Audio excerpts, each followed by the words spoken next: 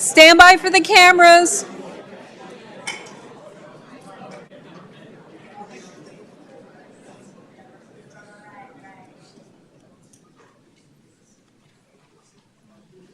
We are live, Your Honor.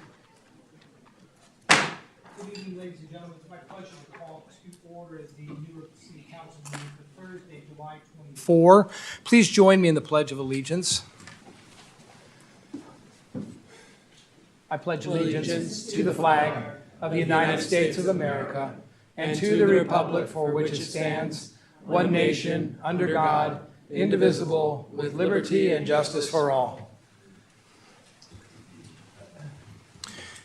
For those of you that are in the betting mood, the over and under on the completion of the council meeting tonight is 9:30.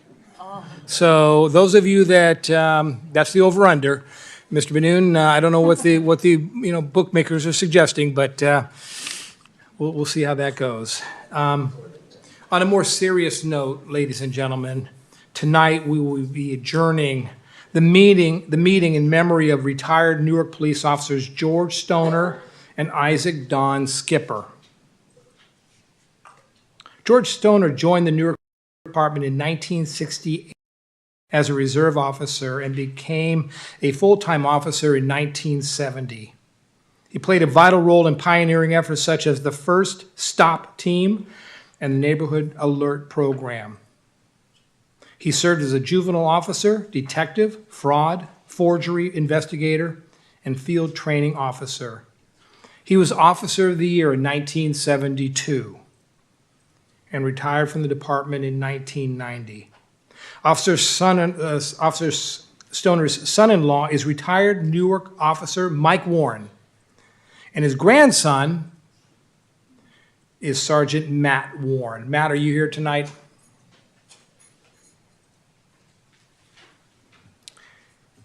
One thing about public safety, certainly in fire and police, it passes through the different generations. So we want to thank the Stoner and the Warren families for continuing their great support for public safety in our community. Next, I'd like to discuss Isaac Don Skipper. He joined the Newark Police Department in 1968.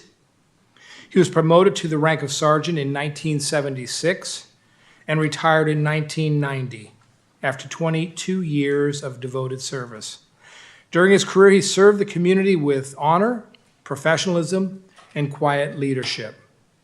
While serving, he lived locally and was a respected member of the Newark community. Don was also a proud U.S. Navy Marine. Following his passing, he was buried with military honors at Eagle Point National Cemetery in Eagle Point, Oregon. Our heartfelt condolences go out to the Stoner and Skipper families. So we will be closing the meeting in their memory. Next, pivoting, I'd like to issue a proclamation to the Portuguese Fraternal Society of America, number 16, and ask John Nunes to join me at the podium, please.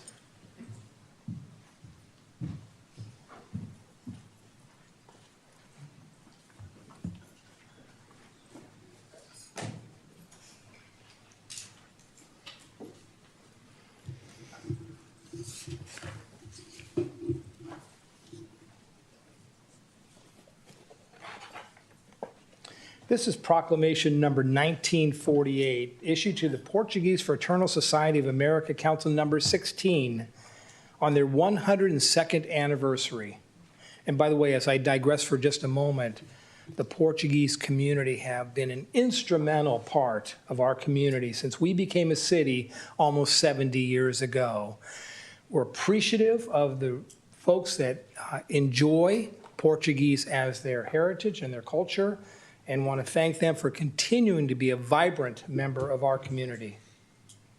Whereas the annual Newark Pavilion Portuguese Fraternal Society of America, PFSA, Council number 16 Holy Ghost Festival will be celebrated in Newark on July 26 and 27.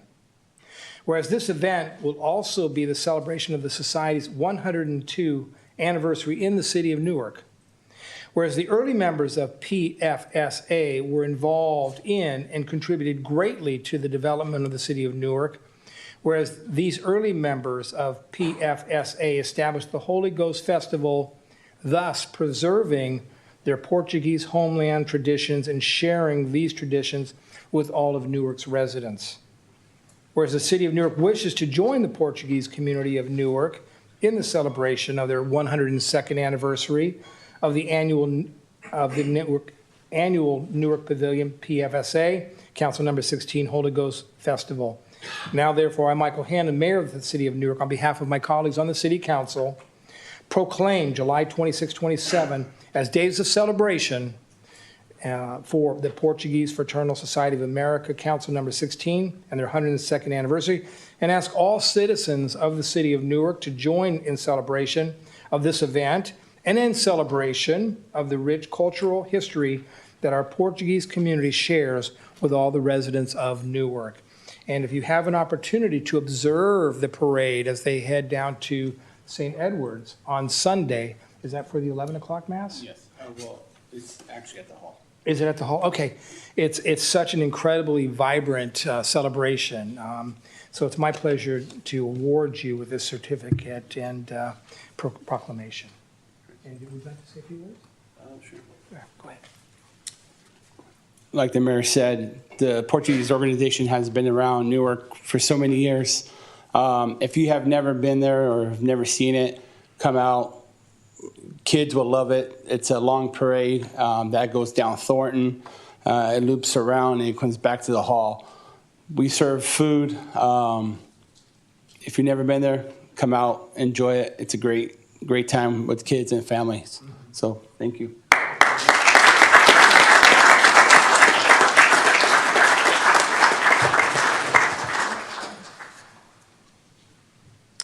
Introduction of employees. Well, this is not a new employee. Let me ask Dan. If Dan, would you come up and join me at the podium, please?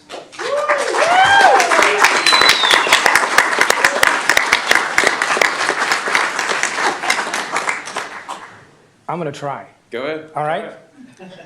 Blew it last time. I think we're done with this matter.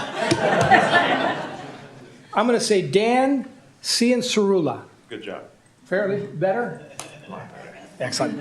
Dan would like to think all those applause were for him in recognition of his promotion. They really were. Thank you, by the way, for your applause to me as the mayor for introducing Dan. So what a trooper. This guy does so much for the city of Newark. You know, I thank public employees all the time for the hard work that they do. And they do it without a lot of fanfare.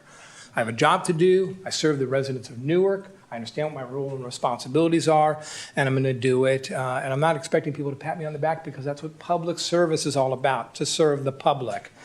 And Dan certainly exemplifies all those attributes. So we're excited to announce the promotion of Dan.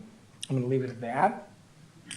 Dan joined the city of Newark in April of 2009 as a general maintenance worker 2, advanced to landscape inspector in July of 2011, senior landscape inspector in December of 2018, reclassified to urban forest supervisor in July of 24, and promoted to maintenance supervisor in June of 2025. This guy is on a trajectory. A dedicated arborist with a strong passion for green spaces. When we go out and do tree plantings with various organizations around the city, Dan is there, showing them the proper technique to properly plant a tree. And that's why they're doing so well. Dan has been pivotal in the ongoing renewal of our urban forest, often engaging with community members in tree planting efforts. Dan has coordinated seed exchanges, planting events for our seniors, coordinated several planting events with urban forest friends in several of our parks and green spaces.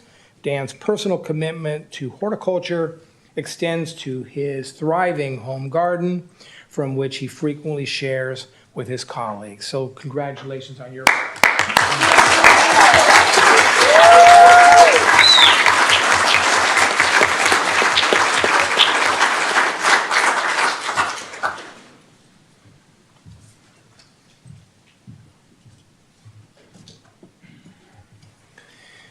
Before Dan leaves the room, I have this beautiful, 60, 70 year ash tree in my front yard. And Dan, being the arborist that he is, pulled up to my house one day and said, Mayor, that tree is not doing so well. You have a couple options, but this is a man that loves his job, loves the green environment that he creates throughout our community, and that's going to be a lasting legacy for him moving forward in our city. So every year we do a tree planting in the city of Newark. Dan helps to coordinate that event. We've actually started to put little signs next to the tree as to the year we dedicated it, the type of tree it is, because the more we educate ourselves and our children as to the importance of green environment, the better that we will all be at the end. So, ladies and gentlemen, I'm going to go to the public comment section of our agenda. This is an opportunity for any member of the public to speak to an item that's not currently on the agenda. Is there anybody that would like to speak to an item that's not on the agenda? Please come forward.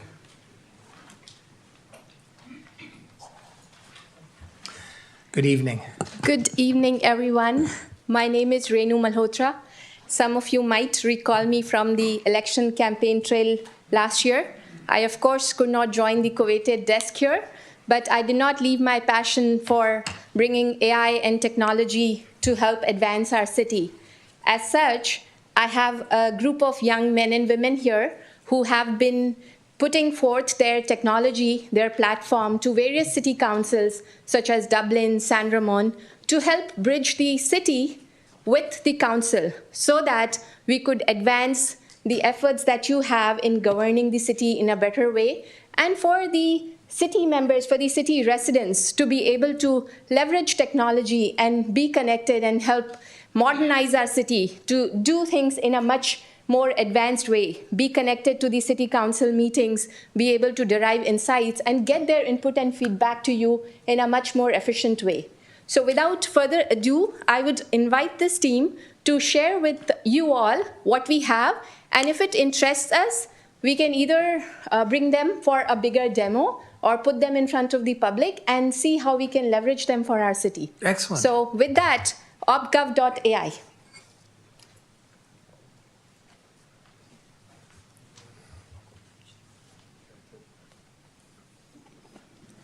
Good evening, Mayor Hennen, Vice Mayor Eve, and council members. My name is Preet, and I serve as a volunteer at OpenGov, a platform that is reimagining how we engage with local government. In my role, I spend a lot of time thinking about how information flows. Is it easy to understand? Hard? How does it reach people? That is what OpenGov is here to change. OpenGov brings clarity. It is a centralized, intuitive platform where anyone can see meeting agendas, watch recordings, track decisions, and actually understand what is going on.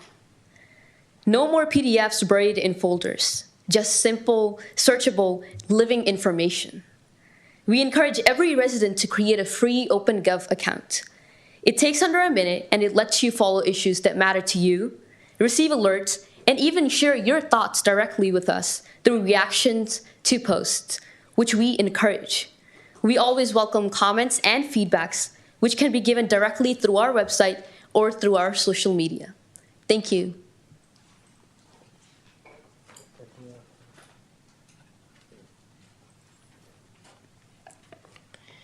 Let's go over here. Hey everybody, my name is Satya Ganesan. I am a 10th grader from the Bay Area and the marketing director at this initiative. Before I start, I have to say that I have been to many city council meetings and I've never seen one this full where I have to come in and stand. So that's really amazing to see that as part of our community, showing that our citizens care. And so a few months ago, I wanted to get involved in my local city's decisions.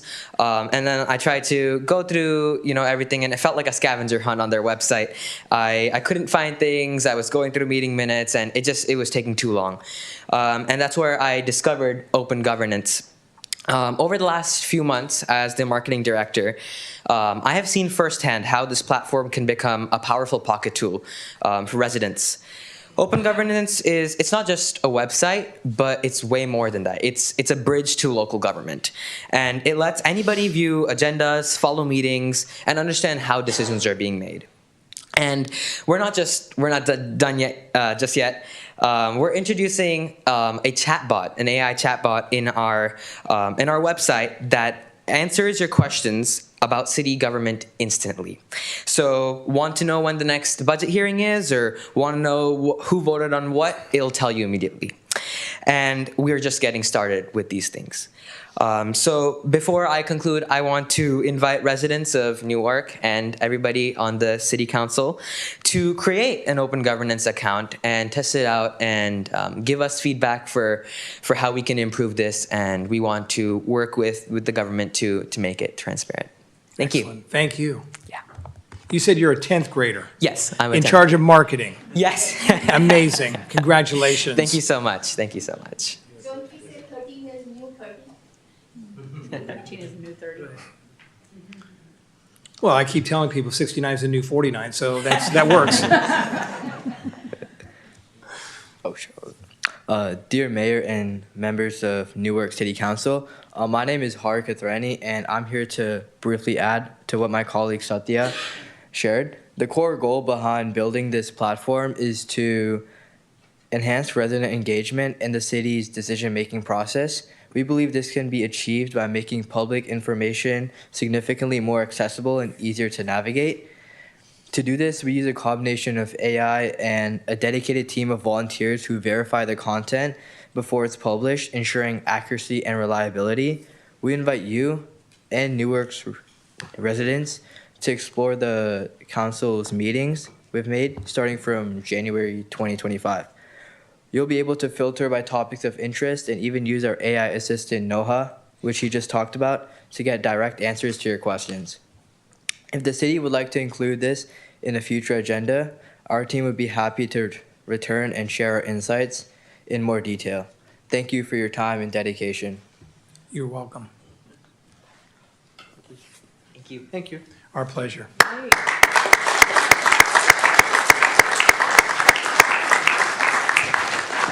So thank you for listening to us. I have shared my details Excellent. with Michela, and Good. I'll be happy to follow up as Perfect. I wanted to make sure you did that renew. And, not only thank you for your commitment to our city, but also thank you for your commitment to our young people who are now, as you mentioned, 13 going on 30. So I have high hopes for the generation that you're working with, that will continue to move forward in a manner that is both fully transparent to our residents and fully communicative in terms of the issues that they need to be concerned about and aware of. That's lovely. Much appreciated. Thank you. Take care.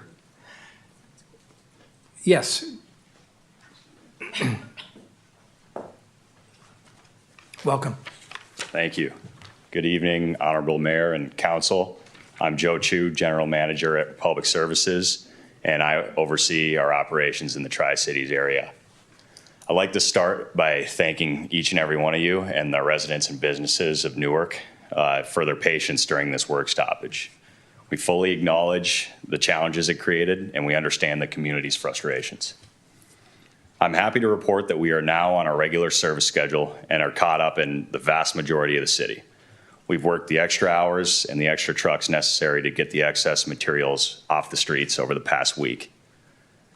I'd like to ensure that the council understands that the work stoppage was unrelated to the drivers who service the city of Newark. We were in contract negotiations with the Teamsters representing our employees in Manteca, and they expanded their picket lines to the Fremont location. Republic Services drivers out of the Fremont location chose not to cross the picket lines, which was the reason for the service disruptions. The union approved an agreement on Sunday, and all of our employees are back at work. We also know that you and your residents have billing questions. As we wrap up our efforts related to the recovery, we can shift our focus to developing a customer goodwill program to address those concerns. We plan on proposing the goodwill program to the city sometime probably mid next week. We understand that this is a priority of the council, and we'll keep you informed of any developments. Thank you. Thank you, Joe. Sir.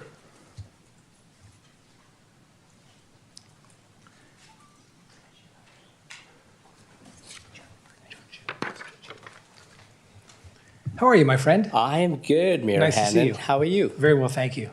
Good evening, Mayor, City Manager Benoon, council members in the community. If it's okay, can I make one quick public comment and then a bigger one? Sure. Okay, so the first one is a small one, but I want to extend a big thank you to our city public works department led by Howard and his maintenance staff for bringing back the splash pad back to life after it had been paused for a few years. Thanks to your hard work and initiative in getting it repaired and ready again for the summer, my son, my daughter, a lot of my neighbors, we've all been there. It's been a huge hit. So thank you so much for creating a gathering spot for the community.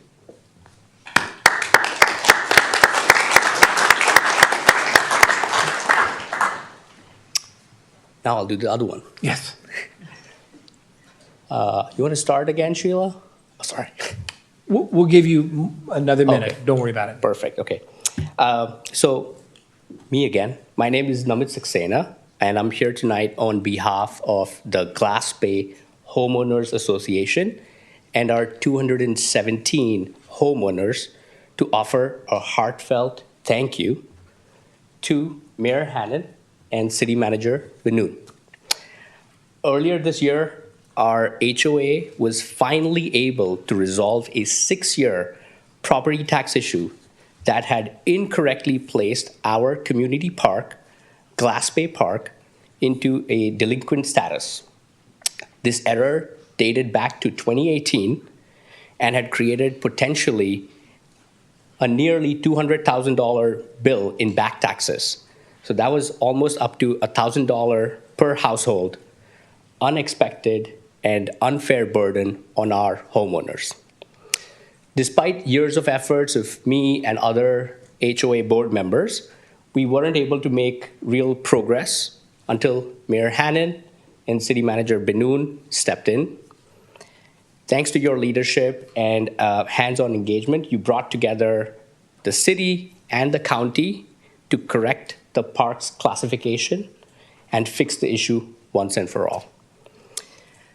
On behalf of me and my fellow board member, Alice, we are very grateful to have city leaders that will roll up your sleeves to help solve a problem that isn't flashy or visible. And this was very meaningful to our homeowners. Because of you, we have financial peace of mind and renewed confidence that the city is truly looking out for our residents. So as a small token of appreciation, if it's okay, we would like to present you with a formal letter, but more importantly, hats from your favorite soccer teams, just as a fun way to say thank you for covering us and giving us shade when we needed your protection. So if that's okay, Mayor Hannon and City Manager Benoon, would you come join us for a quick photo, get the hats, and hopefully I haven't screwed up the teams. What hats? I think you got my team right. Alice, you want to come? Thank you. Totally not necessary. Alice Liu. Hi, David. Nice to meet you. Nice to meet you. So, is that Newcastle? That is Oh, absolutely wow. You got correct. his right. Look Yeah. at that. The Newcastle United Magpies. This is the same one you have. Yes, I do. What? Wait a It's not it. Yeah. Could we do a quick photo of you guys wearing it? Yeah, and us?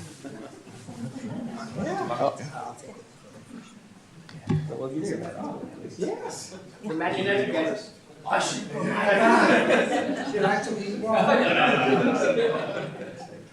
On three. 1, 2, 3. One more. 1, 2.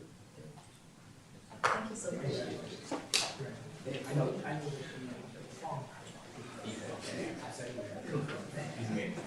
Oh, jeez.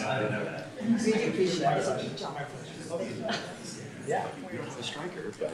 Hey, we'll fix it. Oh, yeah. We have Get it you. going. Thank you.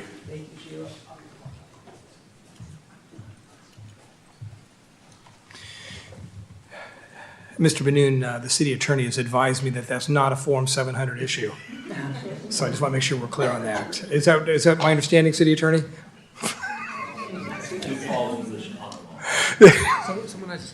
I'm sorry, yes. Please come forward. Good evening. How are guys. you? Good evening. I'm good. Good. How are you? I'm glad I ended with soccer because that's what I kind of wanted to talk about. So I'm a Newark resident. My name is Jesus Enriquez. I just retired from a 10-year professional career that I had about 8 months ago. I'm proud to say that I'm from Newark. But ever since I came back, I've been working on trying my best to get in contact with the city about opening something up that can help the community. I did grow up in East Palo Alto, Redwood City, places where it was rough for us. And I see some of the players that are here and kids, youth, that are sometimes getting kicked out of soccer fields. Sometimes I see it myself. I'm my personal coach now, and I see it myself. And some of these kids can't afford club soccer. Some of these kids can't afford camps. So I've been trying to get in contact with you guys for a while now. It's about 8 months. I'm gonna get in contact with Eve soon. I've heard a lot of positive things, but it's a bit frustrating because it's been 8 months of just getting sent to a different loop, whether it's planning, zoning, everything. Matter of fact, I've met great people throughout my career that are willing to invest as well, and those people are not walking away. They want Fremont. They want, hey, let's try Union City. But why not bring it to our city? And that's not the only thing. I've been trying to connect with you guys for a while for other things. We also do toy drives, food drives, and last year was our 4th year doing the toy drive. Speaking of Portuguese, are they still here? Well, they helped us out. They found out about what happened the year before, where we had 350 families come to my mom's house on Dairy. And obviously, I think the police even had to come because there was a line, right? So that got a little dangerous, and that's something that we needed to think about. And it's just with us. It's our money. It's we just want to give back. And last year we did it at the Pavilion, and we wanted to connect with you guys again so we can put it out there. We didn't know it was going to get that big. We had 650 families come. There was a line to the Pavilion, and it was kind of sad. I had a parent come up to me and said, hey, did you ask the city about this? So that to me, I was like, well, why are we let's enjoy this moment. Why are we worried about the city right now? The city should be helping us. And to be honest, I stayed quiet. After I didn't hear back, I stayed quiet because I didn't want to get in trouble for bringing something to our community. So I'm hoping that this year is a little bigger, and I'm hoping we can connect so we can give back even more. And I don't care about the credit.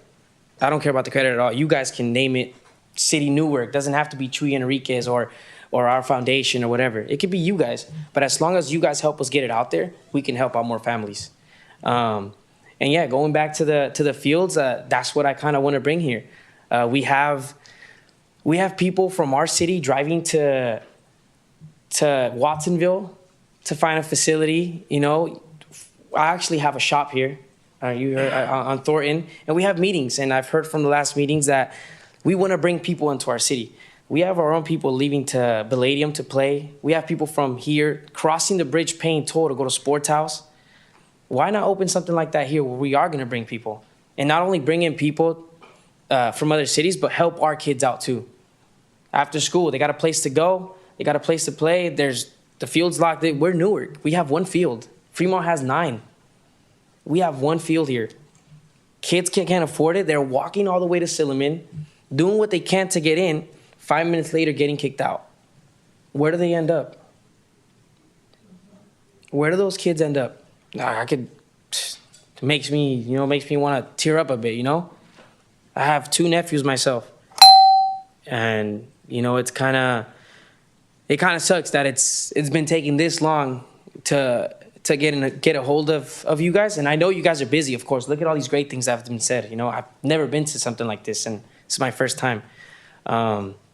So yeah, if you guys can help us out, not me, help us out, the community. I don't know if you guys see the soccer community is growing, and it doesn't only have to be soccer. I'm sure there's baseball players that are struggling with financial stuff, basketball players. It could just be an indoor facility that we can be there while the winter comes and it's cold and it starts raining.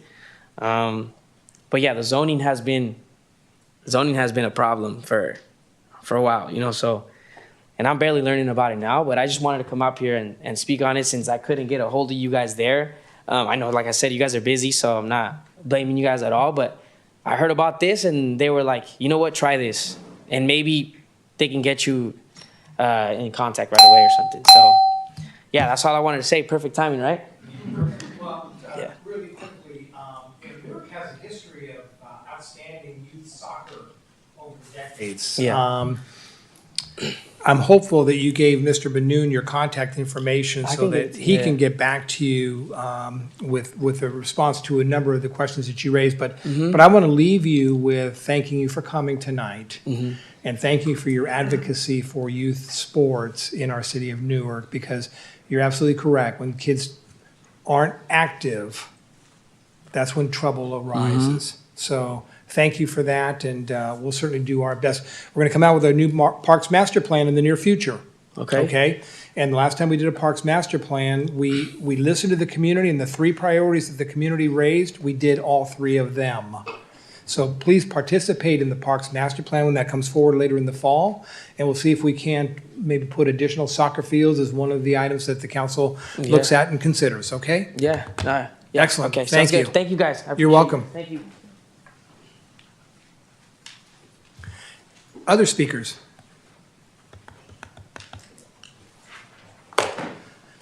All right, so, She's coming. You have to say something if you want to speak. Oh, hello, may I speak? sure you may, I'm sorry. I saw a lot of people back there, so, yes, hi. I apologize, I'm coming straight from the fields, training the athletes. Perfect timing, I wanted to follow up with Coach said. We are, I guess it's my privilege of being, honored by you guys a couple of months ago. And I just wanted to follow up as regarding the city planning. We are a nonprofit. We focus on after-school services, so academic and athletic services for our youth in our community. And we are as well running into the problem of finding a facility that can accommodate the athletes. The need is there. The space is not there. So exactly what Coach was saying, we want to provide this for our kids. We have amazing, not just athletes, amazing students that they're going to do so much with their talents. And we want to be able to help them and supplement that. We just need the facilities. There's been some frustration. There's been emails unanswered. There's been, running this way, running that way. All I'm asking is just, can we get help to help our youth? Our youth is going to be our future. These are our future leaders. They're going to eventually be in the seats where you guys are. And if we can help them get there by fostering whatever skills it may be, and they use those skills as their tools, we want to do that. So we're just really asking, please, can we come together as a community and really, how do we get this for our kids? Speaking on what Coach just said, with my own kid, I was driving to Concord. Like, why do I want to support Concord? We're Newark, homegrown. Like, I want it right here. So I'm just asking, please, if we can come together to find out a way to get this facility. Like I said, it's not just sports, it's academic. We have coaches that are tutors. We're helping them with college applications. We're helping them with whatever counseling they may need, the tutoring they may need. And then, of course, if they are an athlete coming through our facility, we're going to help them with their athletic tutoring, if we call it speed and agility, if we call it strength training, whatever, it's tutoring to use the skills that they have so they can continue. And we want to do that here. We want to foster the youth that we have here, and we just need the help from the city. Thank you. And thank you for all you do for our youth. It's greatly appreciated. And the only other suggestion I would give to you as you reach out to the city, because we play an integral part, right, in the development of our kids, whether it be academically or physically, but I would encourage you certainly to have a similar conversation with the Newark Unified School District, because they have school properties that might be available for your use, and certainly their kids would benefit with the tutoring that goes on that you provide in addition to the athletic. Any way we can just bridge us all together so we are, an all-inclusive community. We're a one-stop shop to get us all going together. Great. I have a question. You guys are a 501c3, right? Yes, we are. Are you guys having any fundraisers or anything coming up? We soon? actually are. We're having a fundraiser. We are September, I want to say 6th. We are having our, it's going to be a poker tournament. We call it a tournament. I don't know. I don't play cards, but we are. But this is another fundraiser that we're having so we can have the funds to support it. Because right now we don't necessarily have all the tools. We don't have the biggest facilities. So we're trying to do, if that means we have to outsource and rent a field here, rent a field there, that's what this fund's trying to raise to support our kids. So I will, if that's okay, I will pass along information. But as of right now, let me just confirm the date because I don't want to give, I turned off my phone. Yeah, I believe it's September 6th. It's going to be a Saturday evening. It'll be small. It's our first time small. I say small, but it's not, we're not Vegas. I don't know if you guys know. We're not Vegas, but it's going to be a new thing for us, and we're willing to take this risk and try it and learn, because that means this is all going back to the kids. Everything at the end of the day, this is all for the kids. So yeah, September 6th, please look for it, or on our social medias. I'll pass it along. It's open to everyone that plays cards, or if you just want to come and find out what we're doing. It's going to be called Aces for Athletes. You get it? Cards, aces, athletes. Funny. Okay. Anyway, so yes, all in all, we just want to make sure that we understand that we're a unit, we're a city, these are our future, and we want to give the best for our future. And we just ask for your help to support us in any way possible. Excellent. Okay. Make sure you reach out to the Tri-City Voice. Absolutely. The word you get out to the community, that'll help. Okay. Okay. Thank you. I appreciate you guys. Thank you for your time. You're welcome. To anybody that's listening to me tonight, if you do attend the September 6th event, you do not want to sit at this table here. She tells you she knows nothing about cards, but I'm telling you now, if you sit at that table, you do it at your own risk. Any other public comments? I want to thank the public for coming out tonight. You know, people are sometimes apprehensive to come to a city council meeting to voice concerns, questions, but that's what we're all about. That's what government is all about. We're here to listen to you. We represent you. If we're doing things great, we'll take a pat on the back. If we're not doing things so great, we want to hear it, because we can't respond to issues that are mingling around the community if we don't know about it.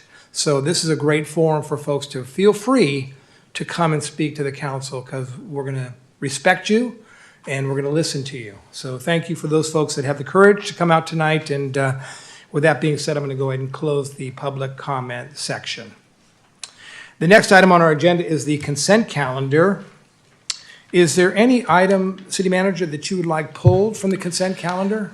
Not this evening, Your Honor. I would just like to point out, however, that item D6, this is the contract with VSS International for slurry seal services. This is a significant increased expenditure of public funds. The council in the previous budget cycle allocated 4 times the amount towards slurry seal projects.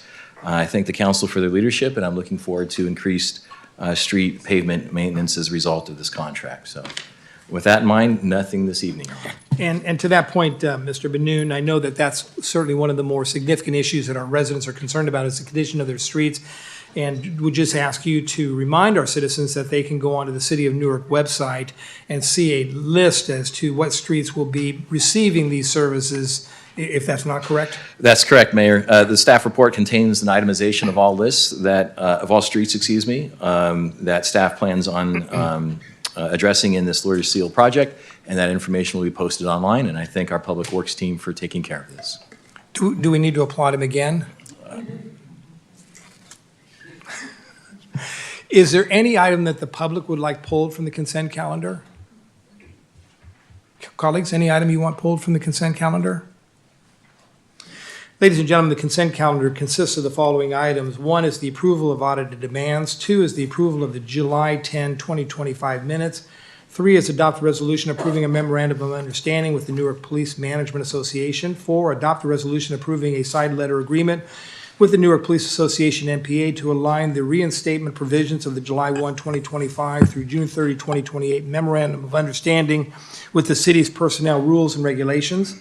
5, approve the specifications and adopt a resolution awarding a contract to Villalobos and Associates, Inc. for the 2025 curb gutter sidewalk replacement project number CIPA 10007 and 2025 citywide accessible ramps project number CIPA 10001. 6, adopt a resolution approving the project plans and specifications for project CIPA 10005 FY 2025 and awarding a contract to VSS International, Inc.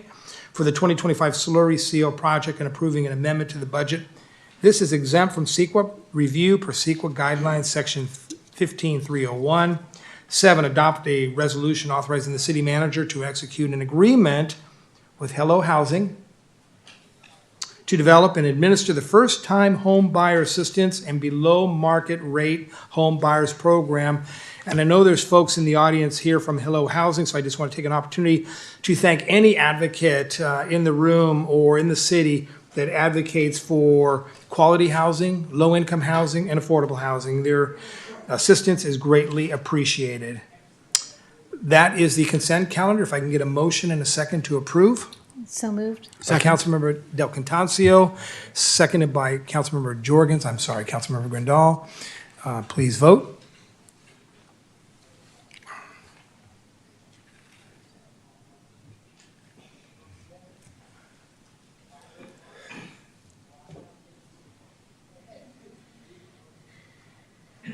Madam Clerk? I'm not seeing it.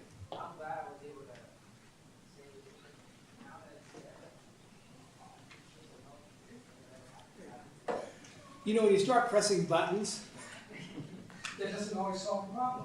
Please vote.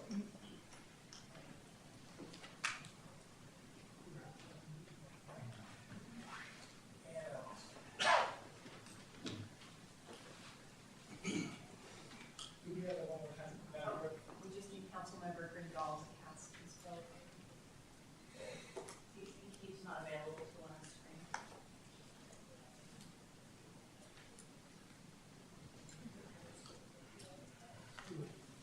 We could do old school.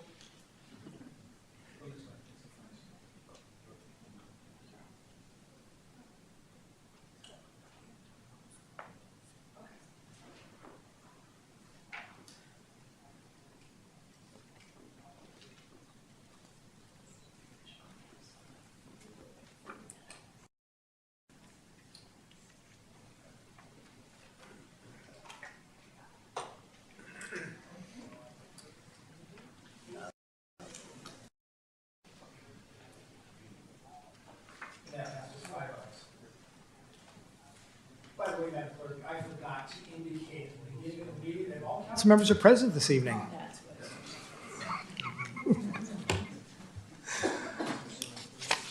The next item, ladies and gentlemen, is a public hearing to consider property owner objection resolution confirming the superintendent of streets report concerning weed abatement assessments. So this is a public hearing, but before I open the public hearing, city manager, comments? Yes, good evening, Your Honor, and members of the council. This is the third and final public hearing related to this year's weed abatement process. If the council may recall, the council initiated this year's program back in May, and in June ordered the abatement. I'm pleased to report that the work has been performed, and staff is now recommending that the council confirm the proposed assessments. We have a relatively brief staff report from our maintenance superintendent, Ms. Tanya Connolly. Ms. Connolly. Sorry. Good evening, Your Honor, and members of the council. At the City Council meeting held on June 12th, Council directed the Superintendent of Streets to abate weeds on 18 parcels of land as part of this year's annual weed abatement and fire prevention program. Maintenance Supervisor Dan Cianzarella and Alameda County Fire Code Compliance Officer Adrian Frazier coordinated with the city's contractor to clear weeds from 18 parcels. We have prepared assessments relating to these properties. Assessments range from as low as $387 to as high as $2,907, which includes the 20% administrative fee. The list of properties and proposed assessments were attached to the staff report. Staff recommends that council open public hearing and act upon any objections raised by property owners, and at the conclusion of the public hearing, recommend council confirm the superintendent of streets report regarding weed abatement assessments. This concludes our staff report. We'd be happy to answer any questions that council may have. Great. Colleagues, any questions before I open up the public hearing? Okay, ladies and gentlemen, the public hearing is open. This is an opportunity for you to raise concerns about any assessment on your property as a result of the work that was done to abate those weeds. Anybody in the public that would like to speak to this item? Seeing none, I'll close the public hearing and look for a motion to approve staff's recommendation. By Vice Mayor Little. Seconded. By Councilmember Jorgens. Please vote.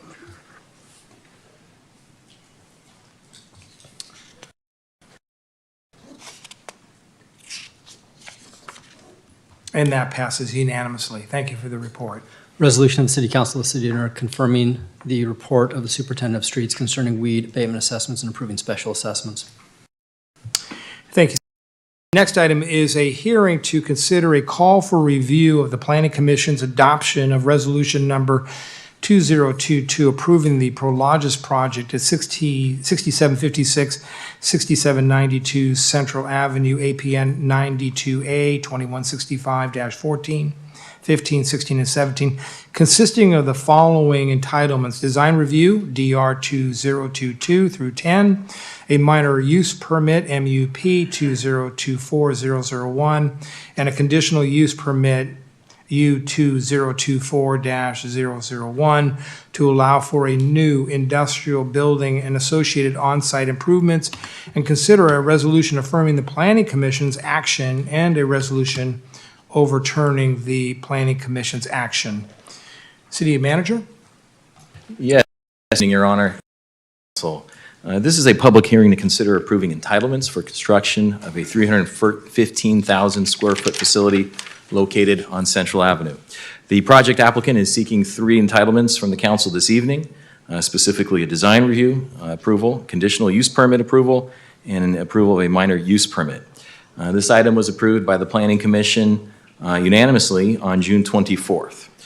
This item has been called up for review by Councilmember Jindal, and that is the purpose of tonight's public hearing. The council essentially has 3 options. The council can either affirm the Planning Commission's decision in its entirety.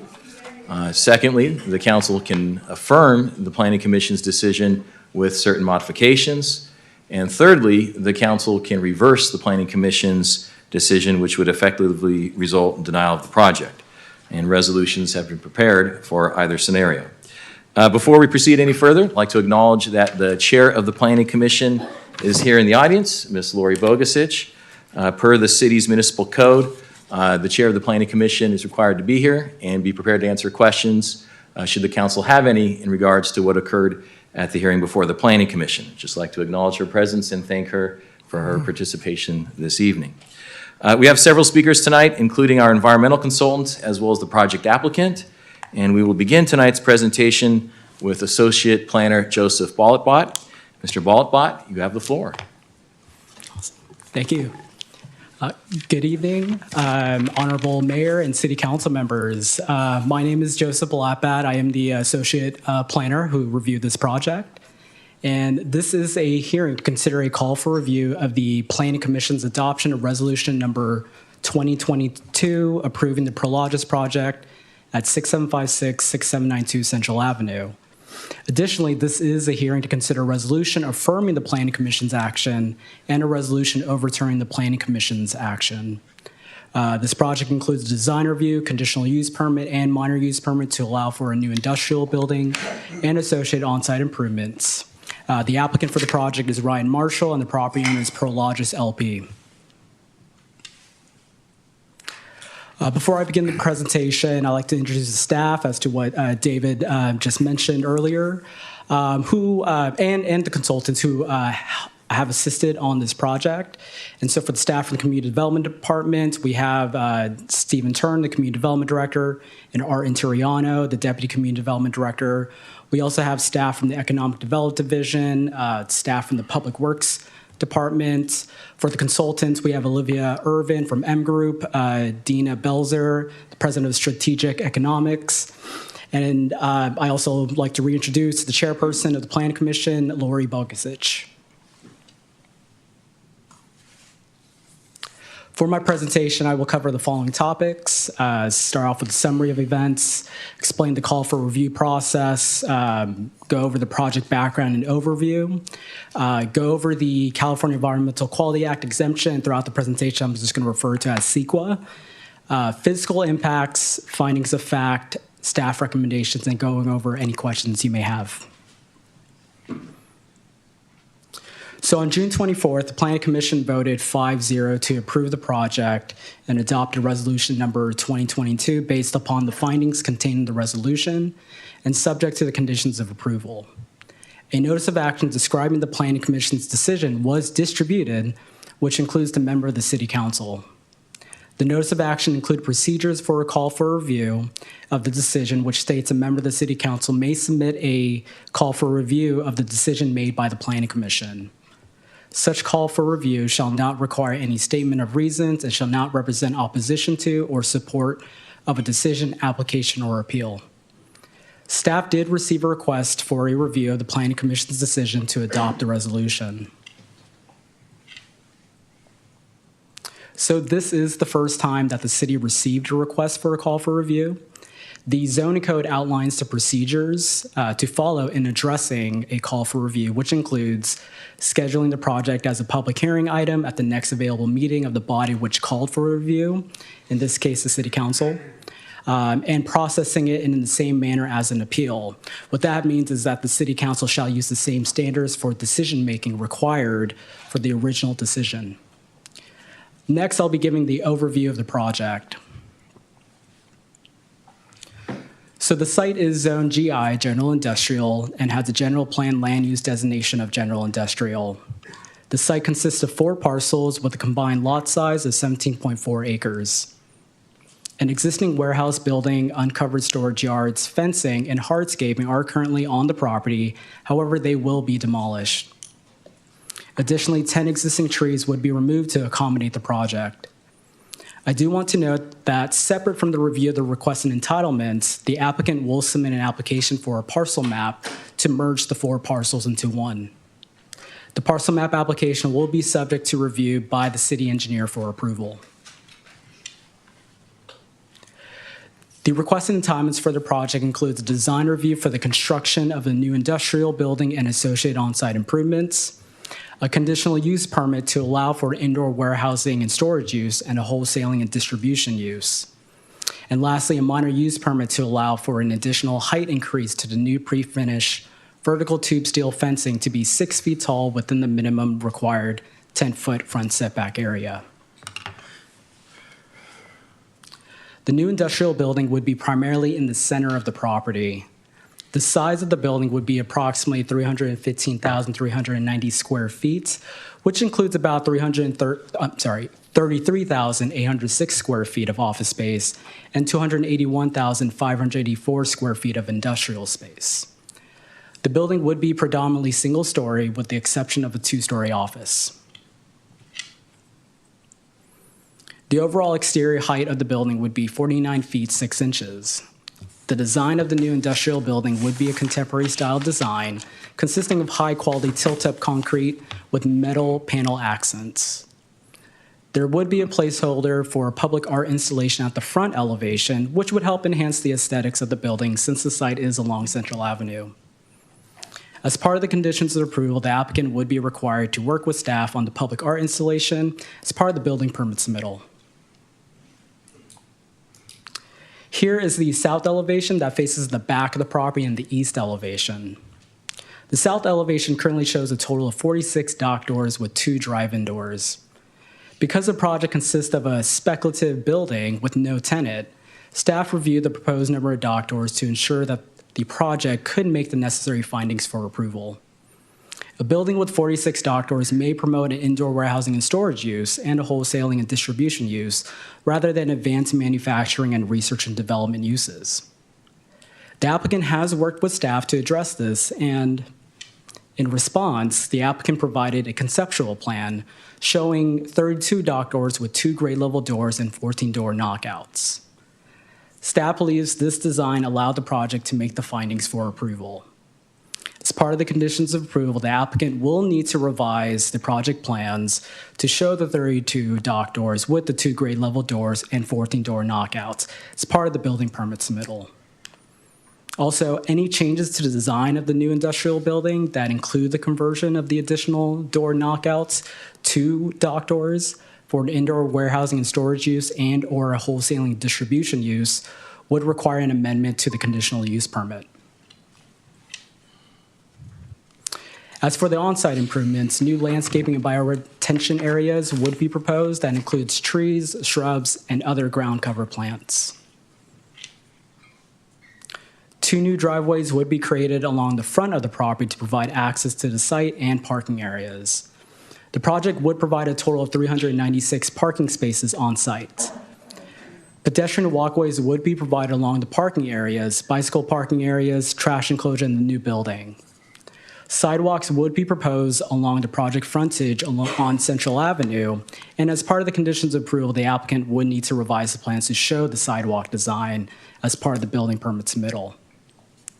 New site lighting would also be provided along the perimeter of the property. And a truck courtyard area and trailer storage area would be located at the rear of the property behind the building. An open space area for employees would be provided at the front of the building and would include an outdoor cooking area and a table and seating area. New fencing and vehicle gates would be installed on site, which includes a pre-finished vertical tube steel fencing and vehicle gates, chain link fencing, and a combination of retaining wall with chain link fencing above. The chain link fencing proposed would not be visible from Central Avenue. The plans do show new chain link fencing along a portion of the front property line. However, as part of the conditions of approval, the applicant would need to revise the plans to remove that fencing as part of the building permit submittal. The applicant is requesting approval of a minor use permit to allow for an additional height increase to the new pre-finished vertical tube steel fencing to be 6 feet tall within the minimum required 10-foot front setback area. The new fencing would be located along the side property line adjacent to the Union Pacific Railroad. Overall, the additional fence height would comply with the fence standards, which includes meeting the 6-foot height limitation and utilizing a tube steel material. The project would include the undergrounding of utilities, including tie-ins for stormwater, sewer, and water along Central Avenue. As you know, the city is developing plans to construct an overpass along Central Avenue above the Union Pacific Railroad and in front of the project site. The overpass would extend approximately across 75% of the project's frontage. With that said, new easements would be dedicated as part of the project that are necessary for the future overpass project. As part of the conditions of approval, the applicant will work with the city engineer to ensure the necessary easements are provided to the satisfaction of the city engineer and to submit the required documents for the proposed easements for review to the city engineer for approval. As mentioned earlier, the new industrial building is considered a speculative building with no tenants. The applicant mentioned in the project narrative that they propose to construct a new industrial warehouse facility that can accommodate numerous uses that meet both the city and Prologis' interest. The applicant is proposing to include other potential uses to occupy the new building, including an indoor warehousing and storage use and a wholesale and distribution use. Those uses require approval of a conditional use permit. Although there is no tenant to occupy the new building, the project would be consistent with the type of uses found in the GI zoning district. The applicant has submitted a transportation impact study to analyze traffic impacts for the project and for various industrial uses. The study has been prepared to determine level of service, LOS, impacts associated with the project. Vehicle miles traveled, VMT impacts, were also assessed and will be explained in the CEQA section of this presentation. The study included analysis of trip generation for trucks and vehicles, impacts, mitigations, and recommendations. The study identified a queuing deficiency and provided recommendations to address it, which includes signal phasing adjustments at the northbound left lane at the Cherry Street and Central Ave intersection. The recommendation is listed as part of the conditions of approval. Overall, the project would be compatible with the surrounding industrial uses in the nearby area.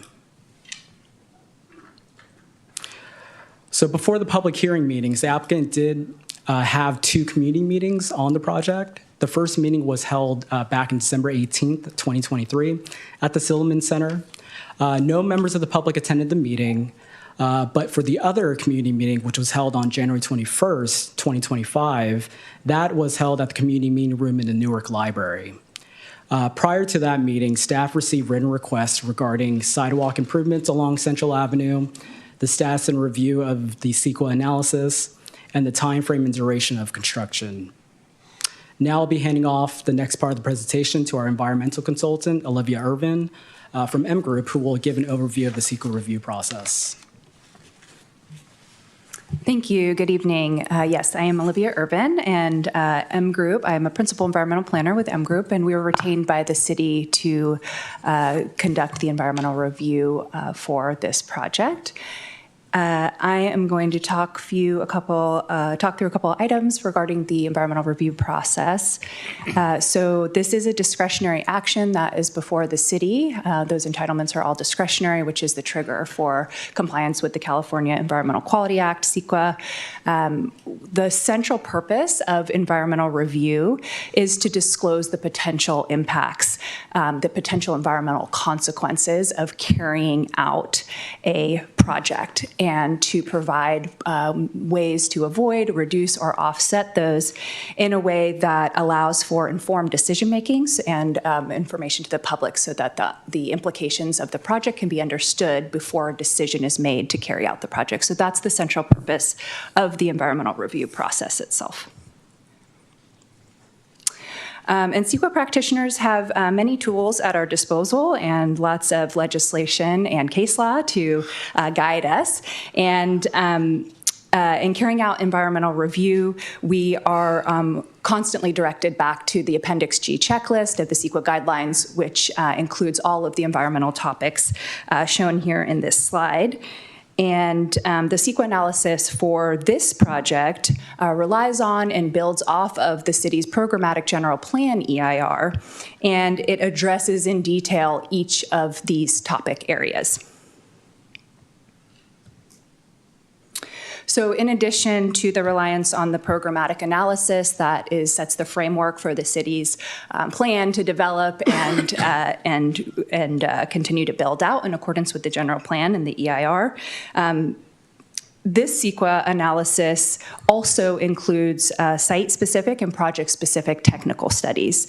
And those are the studies that are listed here. Those are included as attachments and appendices to the CEQA analysis and inform the conclusions and the results of that investigation. So I'll just briefly summarize those, which is both air quality and noise were evaluated with project-specific technical studies, and those were done to look at both construction and operational impacts associated with air quality emissions and noise from those different activities. And the results of those studies conclude that the project's impacts would be less than significant. Those are using industry standard thresholds. For the geotech study, that is a requirement that the geotechnical investigation be done to characterize and understand the subsurface conditions and to set forth engineering recommendations in order to ensure that the soil conditions and seismic considerations are taken into consideration through the engineering process with the design of the building, the foundations, and the structural. So that is informed as well. There was given the site's history as a industry supporting what's called a phase 1 environmental site assessment was done that looks at the site's history and the past uses and contamination that may be present on the site. And that also informs the CEQA analysis. And additionally, a transportation impact study was done.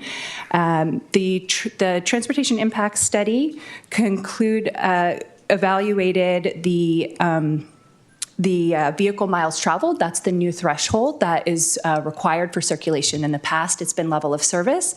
That is still very important, obviously very important consideration for operations, for how traffic flows throughout the city, but that is no longer what is used under the Environmental Quality Act to assess impacts. Now the mandate is what's called vehicle miles traveled. And so the traffic impact study does include an assessment of the vehicle miles traveled for the project, and because of the project's location, the nature of the project, as an employee generating use, it generates VMTs that fall below the threshold, and those are in alignment with the Alameda County Transportation Commission's guidance on how to evaluate VMT impacts.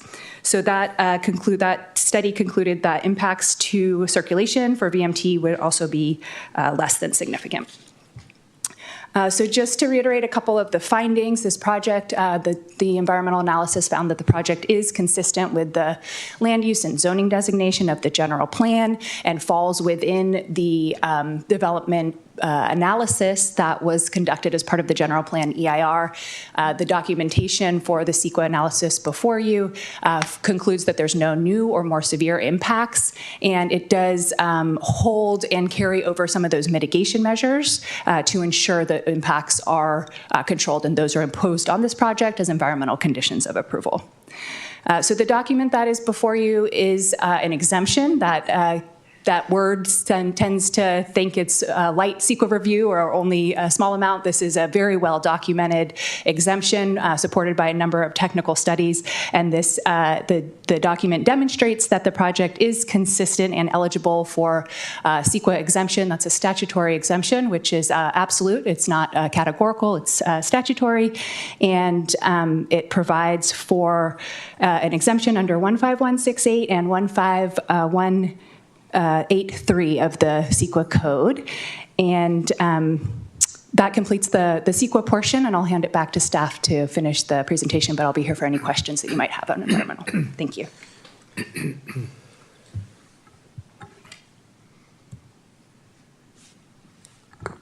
All right. So for fiscal impacts, currently the project would be subject to the following impact fees as described in the table. The impact fees are based on the type of development and building square footage. The grand total would be about $2.5 million.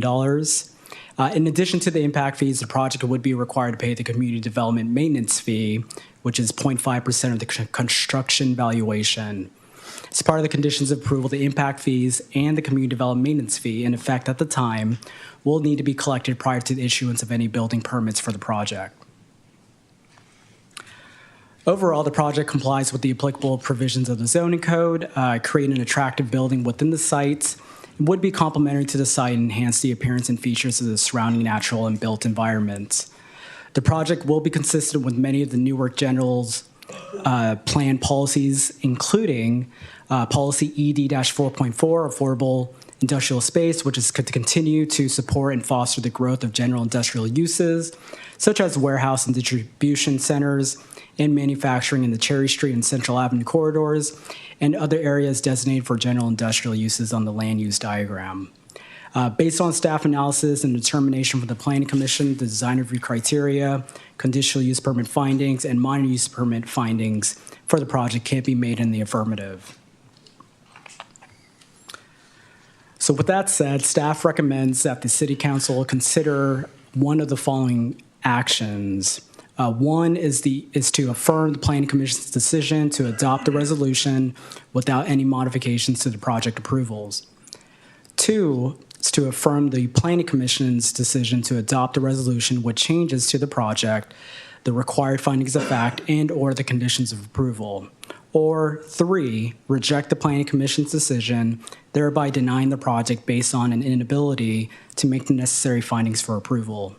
Staff recommends that the City Council affirm the Planning Commission's resolution without any modifications to the project approvals.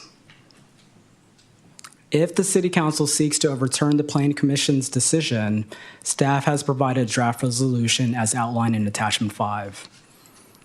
The draft resolution includes a space for the City Council to identify where it was unable to make the necessary findings to approve the project.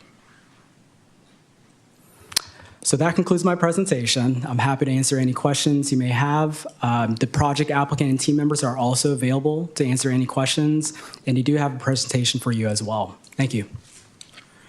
Mr. Benoon, I'm going to go ahead and pause for just a moment and see if there's any questions from my colleagues regarding the presentation by staff and the environmental review.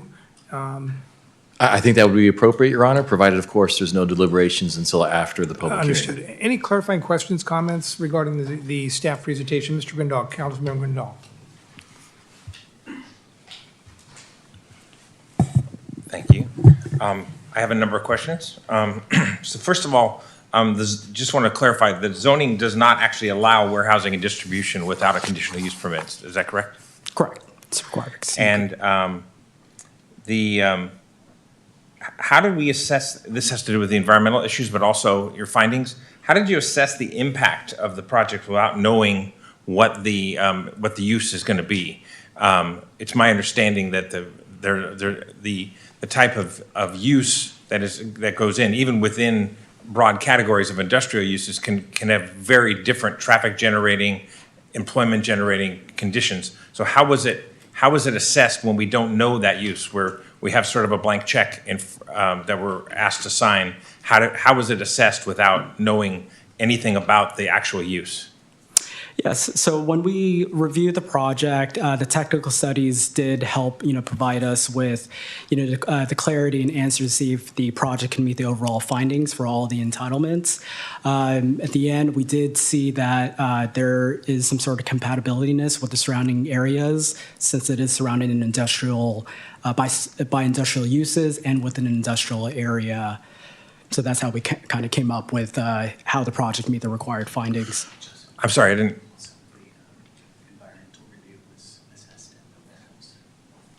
And the environmental review also assessed the warehouse uses, which help us. So the environmental review assumed a sort of standard warehouse. The environmental review just sort of assumed, for me, a worst case, a full distribution center use. Is that correct? Yes, Councilmember Stephen Turner, Community Development Director. The CEQA review took into account in the assumption that the entire building would be used as a warehouse use, with the office as well. That was a conservative approach, and anticipating that the entire building would be used as that use. And so that's how the CEQA was analyzed. Even within that use, isn't it true that there can be wide varieties of level of impact? Where did we pick? How did we pick what level of truck generation, for example, was going to occur at the location? Right. Well, it was analyzed as a warehouse use, the entire building as a warehouse use. So, and that would include the number of trips and truck traffic that could be expected with that type of use versus perhaps a manufacturing use. Or some other type of use that would have a lower trip generation and traffic generation. So we wanted to make sure we were as conservative as possible in looking at the most impacts that the, highest generating use could bring, and include that within the environmental review. Right. Maybe I'll have the consultant follow up. Yeah, that's correct. I'll just add, Councilmember, for your benefit, this is not unusual. There are projects often that don't have a tenant, and that's exactly what we do. We make a conservative assumption about the type of use given what we know and what the code allows for within that area. So that's what we did here, and each of the studies actually has a very detailed methodology section that explains all of those assumptions and what went into it, and why they chose to evaluate this instead of that, or this level versus that level. With the traffic stuff, folks might be familiar with the ITE standards. They have a bunch of different categories for different kinds of uses. So the traffic talks in detail about which were selected for that use. Right. ITE is essentially an average, though, of it's drawn by averaging, doing surveys and averaging across broad categories. So by using that, we're kind of by definition in the middle. Not the worst, not the best. Not the most, not the least, to leave out the judgment. Yeah, I think, what we try and right size CEQA, so we aim to not be too extreme in one area. So hitting the average is great. My next question is environmental, so maybe you can just stay there for a bit. The transportation impact looks at the impact of, we of course are looking, we have to look only for CEQA at vehicle miles traveled at this point, but there's also a traffic impact. There's also a traffic impact analysis that was done. However, just to confirm, there isn't any assessment of the damage that's done to our roads by having large quantities of truck traffic, and that's not considered an environmental impact. Is that correct? That's correct. That's not typically analyzed as part of a traffic impact study. The reason for that is that cities plan for roads to be used by all modes, including trucks, and especially in industrial areas. So you'll see, road signs that say truck route, and those are intended to have the higher rating so that they can withstand that. And part of the road maintenance, obviously, is a big function of public works. So that is not usually something that is an individual project would result in the deterioration of the road. Oftentimes, with large construction projects, you do see heavy-duty equipment that does affect roads, and there's usually a condition that requires repair to that standard. One more environmental question, then I'll go back to my other ones. The environmental, one of the environmental exemptions indicated was the community plan exemption. I take issue with stating that it's consistent with the general plan when the zoning district and the general plan envision manufacturing at these locations and in fact require a conditional use permit for distribution. So you have another exemption to use, but I certainly, is there any problem with us not using that exemption and relying on the basically plan compatibility exemption? Do we have to use both? There's no requirement that both are used, but based on the review, they do seem eligible. So one thing that would exclude you from that is a general plan amendment. The fact that you require a use permit does not exclude you from using that consistency determination, the community plan consistency. Okay, thank you. I'm done with the environmental stuff for now.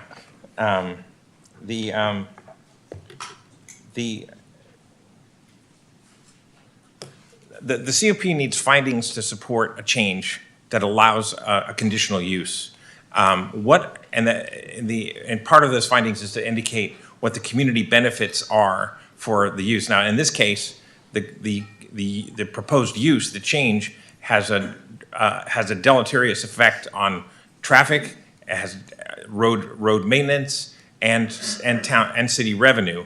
So what are the findings? Can you reiterate what the findings are that would justify changing our zoning ordinance to allow a use that has these negative impacts?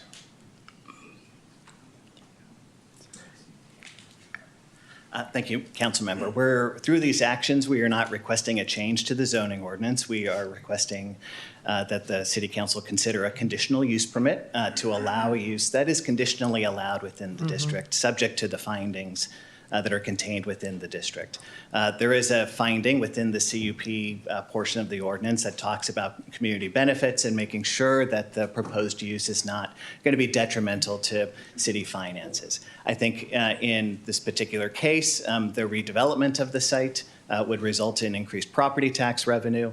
The impact fees that would be required at over $2 million would provide a benefit to the city, as well as having a new use that could generate ongoing revenue depending upon the business type that is there.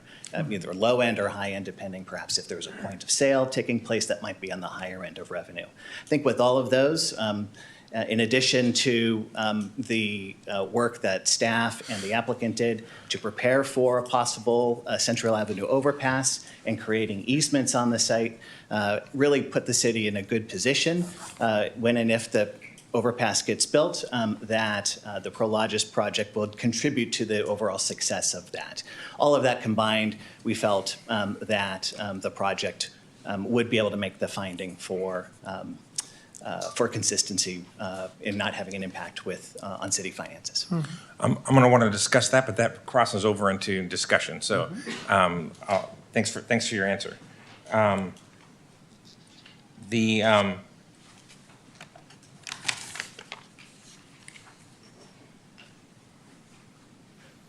can I just get some confirmation from maybe from one of your consultants that the fiscal, there's a fiscal impact analysis, but it's really talking about the fees generated by the location.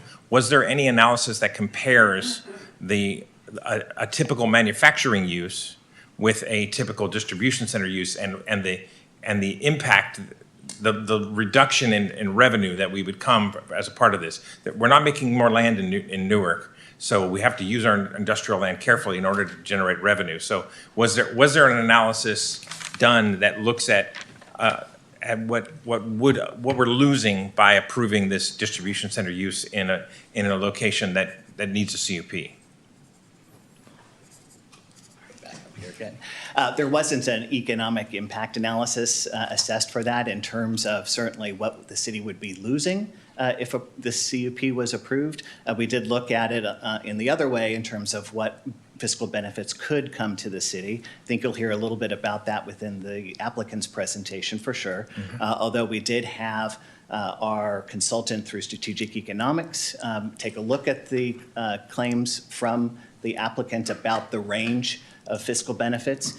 That peer review found that, yes, generally those amounts are within the realm of reasonableness to expect.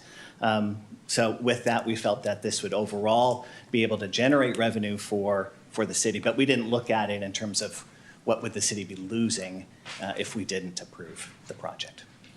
Right, or if we waited to approve a manufacturing project. Or if, yes, if a manufacturing project came along. Thank you. In the future, sure. That's it for now, sir. Great. Other clarifying questions? Yes, Councilmember Del Catancio. Yes.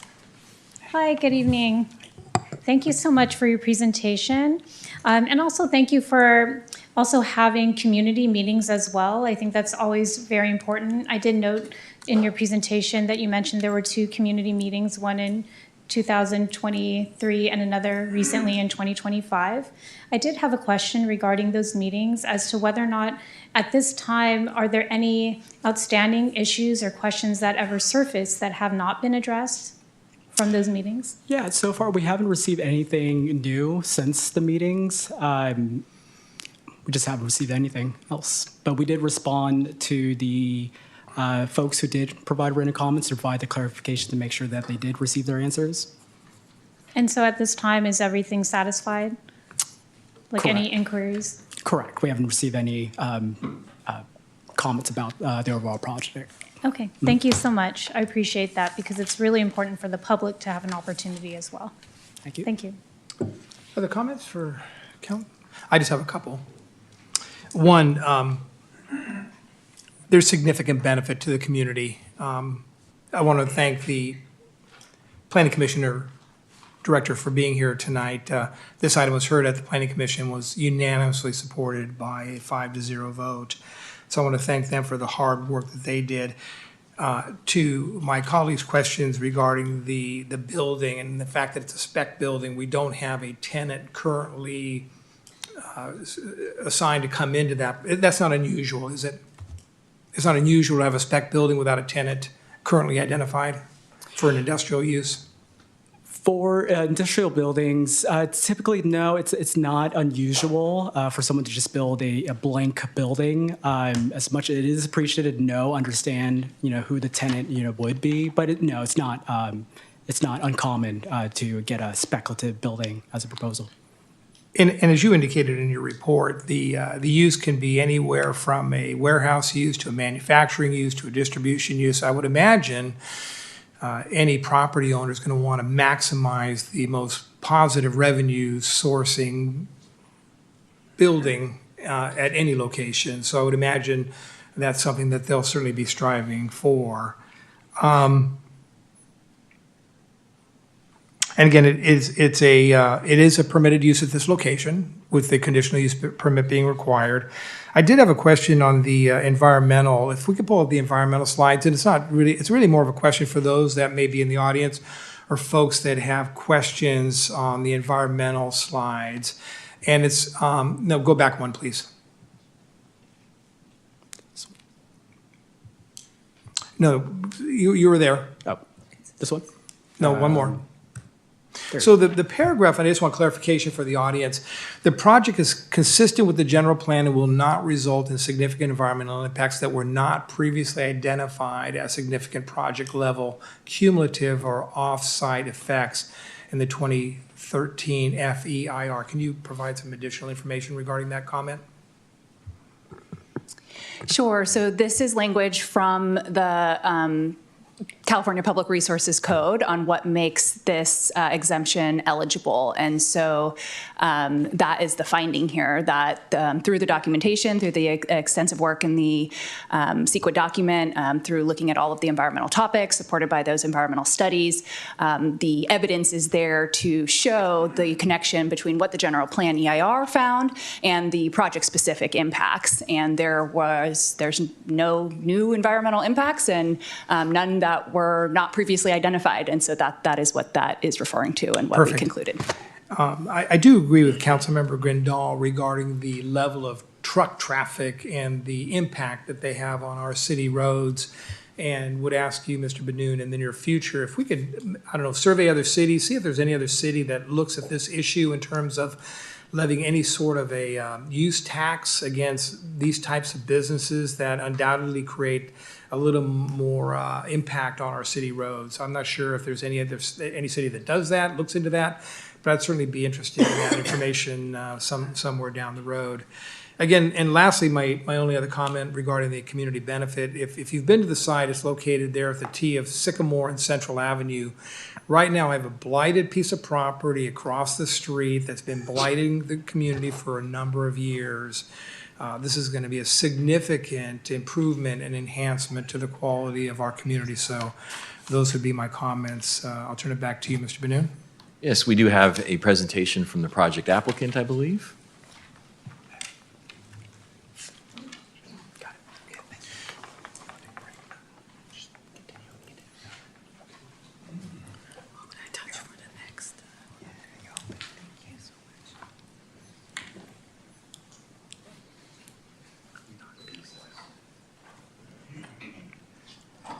Perhaps a brief recess is. Yeah, let's take 5 minutes.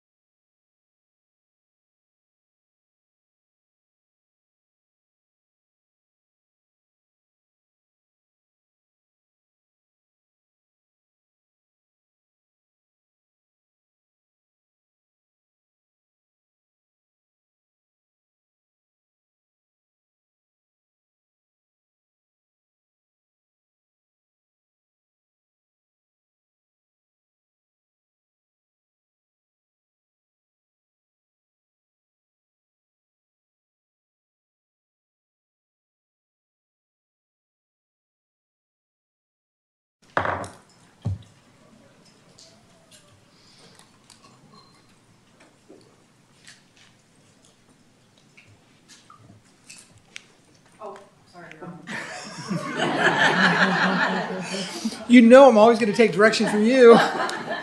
Not yet, Mayor. We're not ready yet. Okay, so folks, thank you for your patience. Greatly appreciated. I'll turn it back over to Mr. Benoon. Yes. Good evening, Your Honor, and members of the council. We do have a presentation from the project applicant. Following that presentation, the council should open the public hearing, receive public comments, and then begin deliberations. I'll turn over to the project applicant. Great. Welcome. Thank you.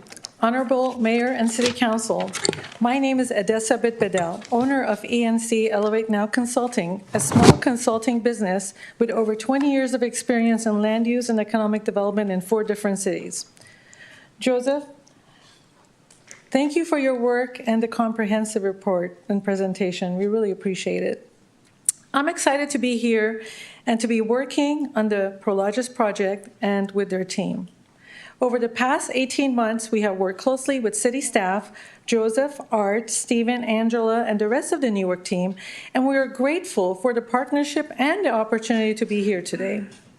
I'm also here with the executives and team members from Prologis, who include Ali Harandi, Janet Galvez, Courtney Bell, Nick Fafutis, and Ryan Marshall, who are all here this evening.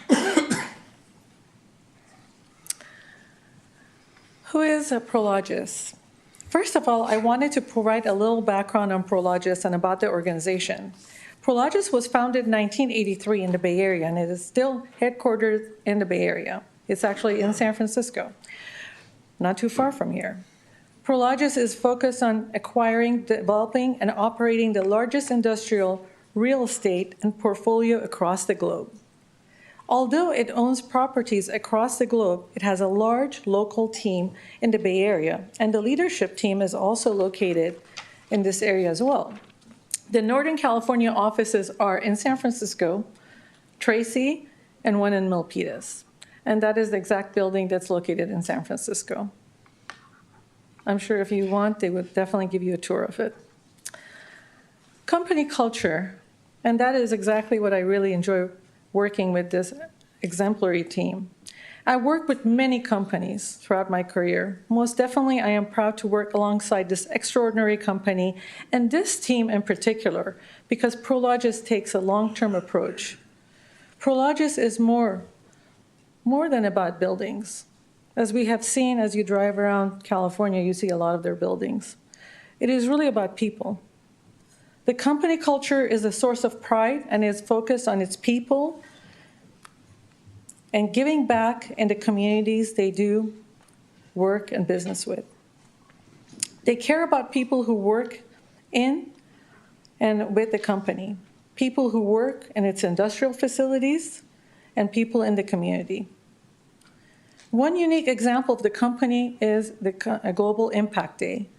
One day a year, every office around the globe shuts its doors. Every employee and executive turns off the computers and goes out into the field to volunteer and engage with local organizations and charities. And this is an example of one that you see on the screen. Prologis is also a long-term owner and operator of real estate. As a long-term owner, it ensures that the development teams are part of the fabric of the communities where they operate. Prologis knows that the business is based on mutual value of creation, trust, and respect with their customers and communities. And this is exactly how we have been working with the City of Newark, collaborating, engaging with the community, much like the community meetings we've had, and investing in Newark.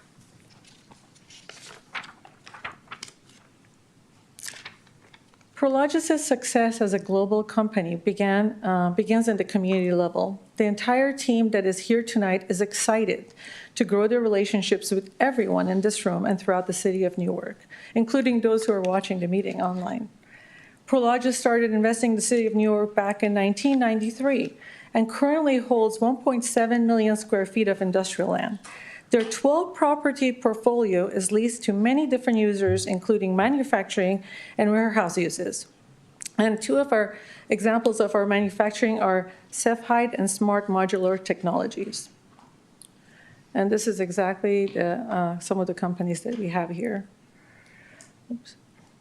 Sorry. Their portfolio generates over $3.5 million in property taxes annually as well, which is an exact benefit to the city. Prologis and its development team note that their customers are only successful if the communities where they operate are successful. It takes pride in the fact that their buildings become part of the local landscape, strengthen local economies, and make a difference to the people who work inside of them. Over 2,000 people, and around that number, work in the Prologis buildings in Newark, and they support small businesses in Newark, such as the many wonderful local restaurants, thereby contributing positively to the Shop Newark initiative by the Economic Development Department.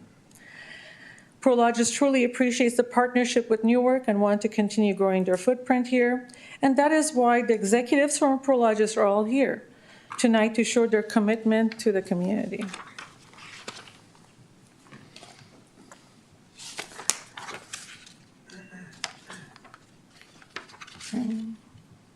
Oh, sorry, I've gone one next one.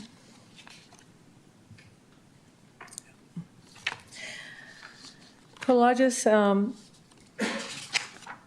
development approach, it's very clear. As you can see, the picture of the past. The picture on the screen shows what the site looked like before we purchased it. Prologis purchased it. We're here today to talk about the property at 6756 Central Avenue. Prologis purchased the site back in 2019, which operated an industrial outdoor storage yard. In partnership with the city, they worked on vacating the prior existing tenants and removing the dilapidated structures. The site was plagued with chronic code enforcement violations and had 11 open code enforcement cases before they purchased it. Prologis proactively terminated leases at their cost and spent over $1 million to demolish buildings and clean up the site to remove an eyesore and to be a good neighbor. That is one of the many contributions of Prologis to the city of Newark and its residents. As of today, the site currently houses 39,000 square feet of building, but its current state would not attract any type of business that would generate jobs or tax benefit for the city. And the present is what we have seen also on the screen. We submitted the current proposed project at the beginning of last year, and we've been working with the planning staff on the application in various city departments to coordinate certain concessions, such as access and easement to aid the planning of the city's Central Avenue overpass project. And that is when I joined the team. And I'm very honored to be here. We also have worked with planning to host community meetings, as the council member mentioned, and we're excited to be here today to present state-of-the-art development, as you see on the screen.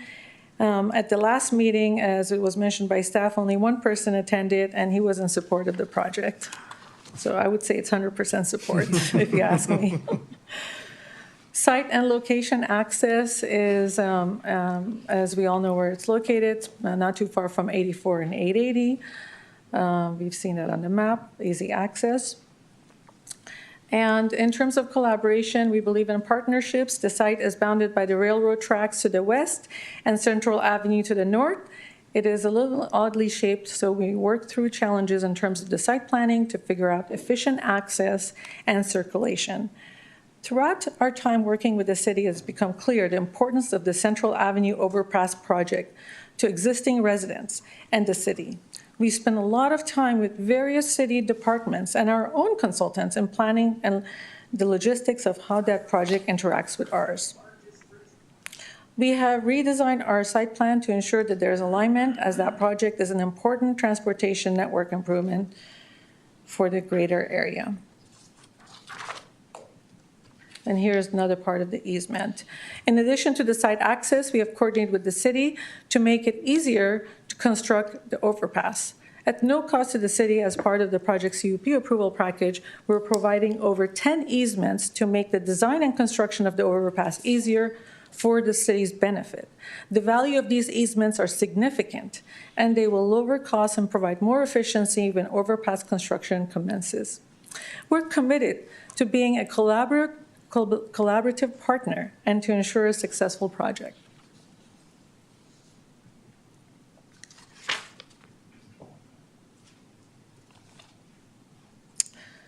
The proposed project is another source of pride for Prologis is their commitment and focus on sustainability.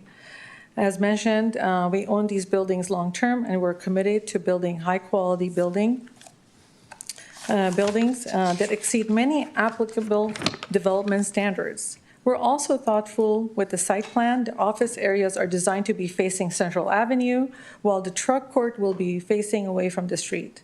The development will be built to LEED Silver standards, and that will be done by building a solar-ready roof, installing infrastructure for EV-ready parking spots, planting 79 trees, and 7,800 square foot of landscaping, significantly exceeding the city's requirement.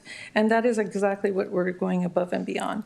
And exploring new construction methods and materials that reduce our carbon emission.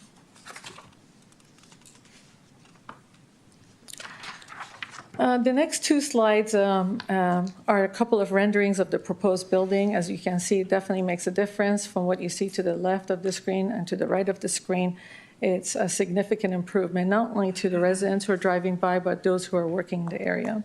I want to highlight a couple of the old images of the site versus what you will be seeing and transforming into. There will be dramatic positive change that you will see along Central Avenue, and that could spur more development and investment. The next slide is the office lobby and the type of environment we will be creating for future employees. This can be any high-tech office lobby. We're really making sure that we are changing the site into state-of-the-art building. That's going to be very attractive to future employees. As we know, employees in Silicon Valley all care about amenities. I know I do. Moving on to the project amenities, at Prologis, we're committed to designing facilities that provide the future employees an enjoyable place to work. One of the key elements will be the multi-purpose area for the employees where they can relax, mingle, eat, and enjoy the outdoors. To ensure we're attracting a variety of customers and top quality employees for the city of Newark, we're going above and beyond market standards and providing amenity areas for this size and scale.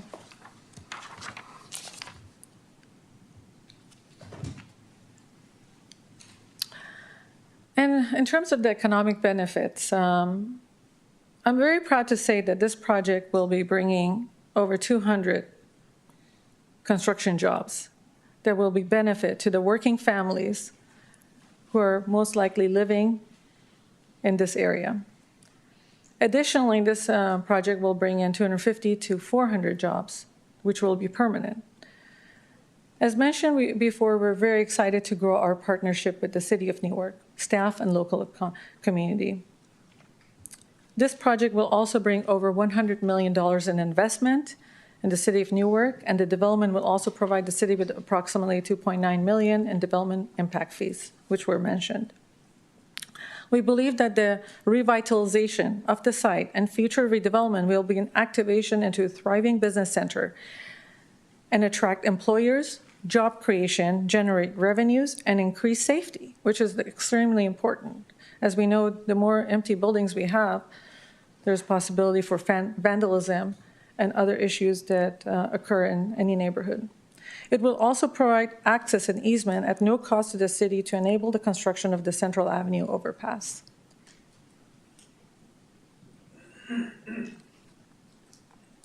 In addition to the one-time fee, the project has a potential of adding $150,000 to over $900,000 to the city's general fund on an annual basis.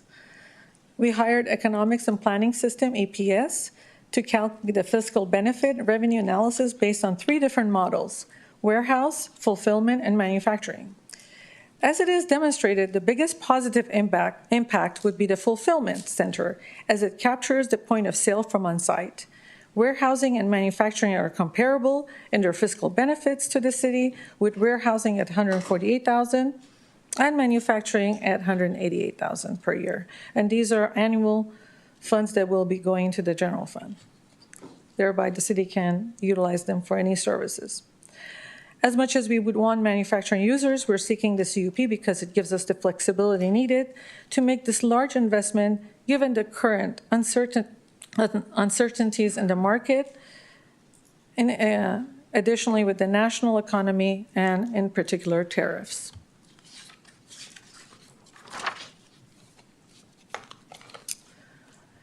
More so than most other locations, Prologis has placed a big emphasis in recruiting advanced manufacturing. As such, we're working with top-of-the-line brokers who specialize in advanced manufacturing. This slide shows you our marketing materials as it is geared specifically toward advanced manufacturing. Prologis has also invested a lot of money into making videos that will be used to attract manufacturing companies, not only from the current portfolio they have nationwide, but also outside. Our marketing materials, it is demonstrated on this slide, shows that we have built it with that intention, and we're marketing the site to advanced manufacturing users. One of the factors that I really enjoy with Prologis is they always go above and beyond. And in this slide, we have about 12 points of where this particular project and this company has gone above and beyond, not only working with your staff, but also they themselves investing in the community and trying to make sure that they're bringing and doing more than expected. We value Newark and what it stands for. Prologis has been a part of the city's economy for over 30 years and has contributed positively thus far. Still, we believe in even doing more. That is why we have gone above and beyond the city's requirements to show that we are here to stay as a business partner, as an employer, and as a revenue generator for the city. Again, this page demonstrates that we have gone above and beyond and being good partners, such as in partnership with the easement, site cleanup, sustainability, and many more. And also takes me to the point what I really enjoy working with the Prologis team. As stated in the beginning of the presentation, Prologis's core values are people, and that most definitely include those who live in the community. Prologis and its employees are passionate about giving back to the communities in which they do business and are proud to have contributed to cause important to the community, such as Newark Education Foundation and Newark Days. Prologis's contribution to the Newark Education Foundation has funded overnight science camps for fifth graders, so anyone who has had fifth graders would understand the benefit of that. A Rocketry Club for middle school and high school students so they can design and build rockets, and also microgrants for teachers in the district. Lastly, we were the diamond sponsors for the 2024 Newark Days event, which highlights Newark's residents and commemorates the birthday of the city of Newark. I have to say that I've never seen anything like it, and it really is a source of pride for the city of Newark, and I've been to many, many cities, and this is an amazing point of celebration, and we're glad and blessed that we were part of it. We have attended many community-wide events, including the popular Rotary Crab Feed, and enjoy doing that. As we grow our partnership with Newark, we're always looking for other ways to give back and stay involved in the community. With that, Mayor and Council, we thank you for the opportunity to present this exciting project before you. We appreciate all of the city staff, and in particular, city manager, public works engineering, and also in particular, community development department and economic development. Stephen and his team, Art, Angela, Joseph, for their partnership and efforts to get us to this point. Newark has a high standard for development, and staff have done an excellent job in conveying it. I also would like to thank the planning commissioners for voting in support of the project. As I can see, the planning chair is in the building.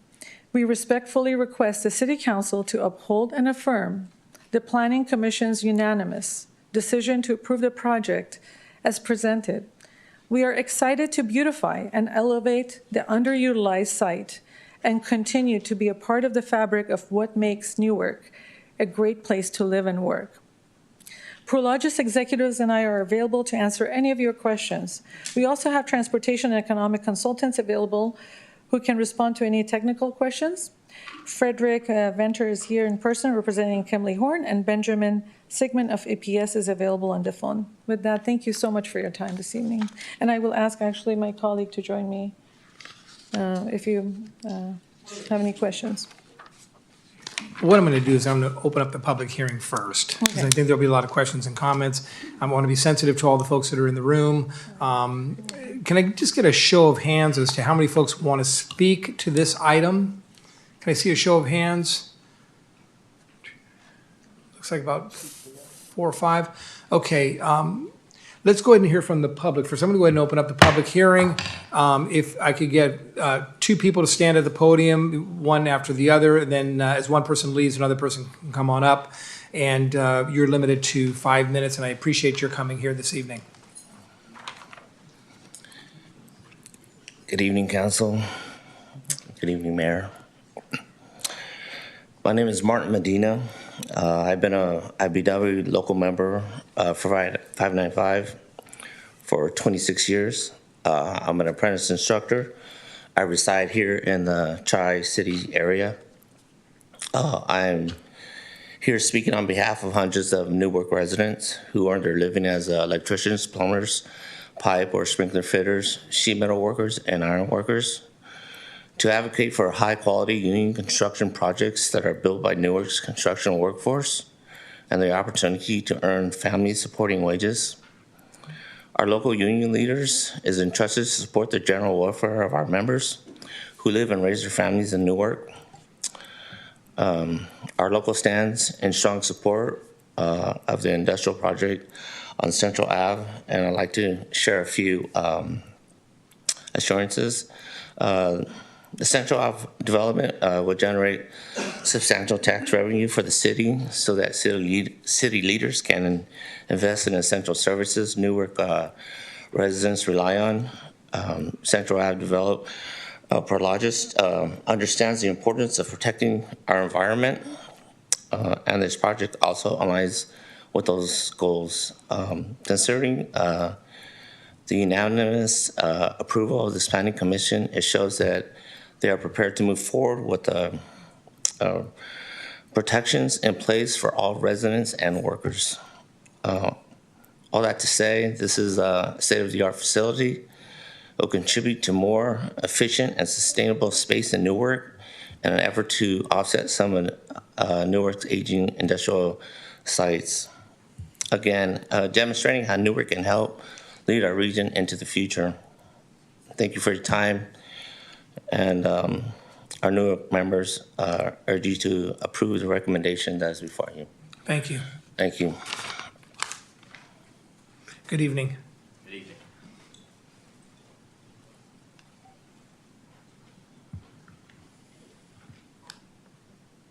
Greetings, Mayor Hannon, and my name is James Perry. I am an apprentice member with IBW Local 595 and resident of Newark.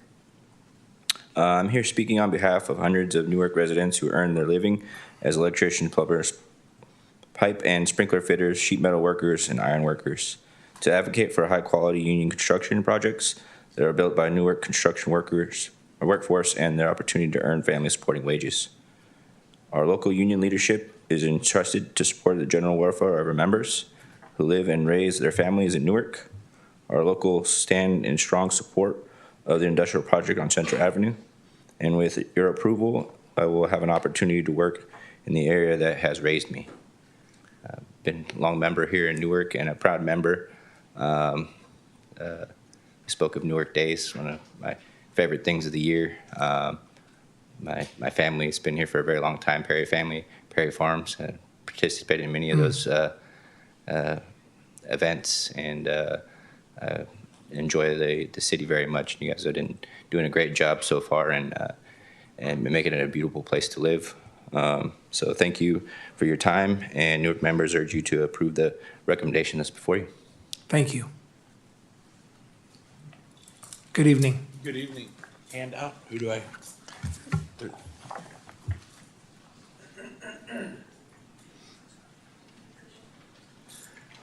All right. Good evening, Mayor and Council. I'm Brian Warner. I'm a business rep from Sheet Metal Workers Local 104. Tonight I'm here representing, as other folks stated, all the MEPS trades. I'm distributing you a letter signed by several Newark residents urging you to approve the Prologis project located at the 6756 Central by adopting the first action in staff's recommendations. We also sent you a letter that you should be in your packet outlining why we're here tonight in support of this project. If I could have the brothers and sisters here from these locals please stand up in support of this project. These are some of the people that could potentially be working on this project instead of driving by it, going to other cities, folks that live in your community, folks that invest tax dollars back into the community by building these projects. Prologis proposed to redevelop a vacant yard and construct a new 315,000 square foot building. This building is designed to accommodate a range of manufacturing logistics used to maximize the economic benefit. Put those local dollars right back in the pockets of the folks that are building it here. Okay. The proposed project will support 200 new construction jobs. We could see somewhere from 250 to 400 permanent jobs for residents here in Newark, and generate $2.9 million of development impact fees, significantly increasing the property and sales tax revenue from this site. The revenue will support much needed city services for our members who live here. Your Planning Commission unanimously supported this project for good reasons. Let's keep Newark moving forward and get this project built. Thank you. Thank you. Our members stand here in support tonight, but a lot of them do got to get up early and go to work, so they may not be sticking around for the vote tonight. A lot of them, getting up at 4:30 to be to the job by 6 or 4 o'clock to be there by 5, 3:30 in the morning. So appreciate your guys' time tonight. Thank you. Thank you.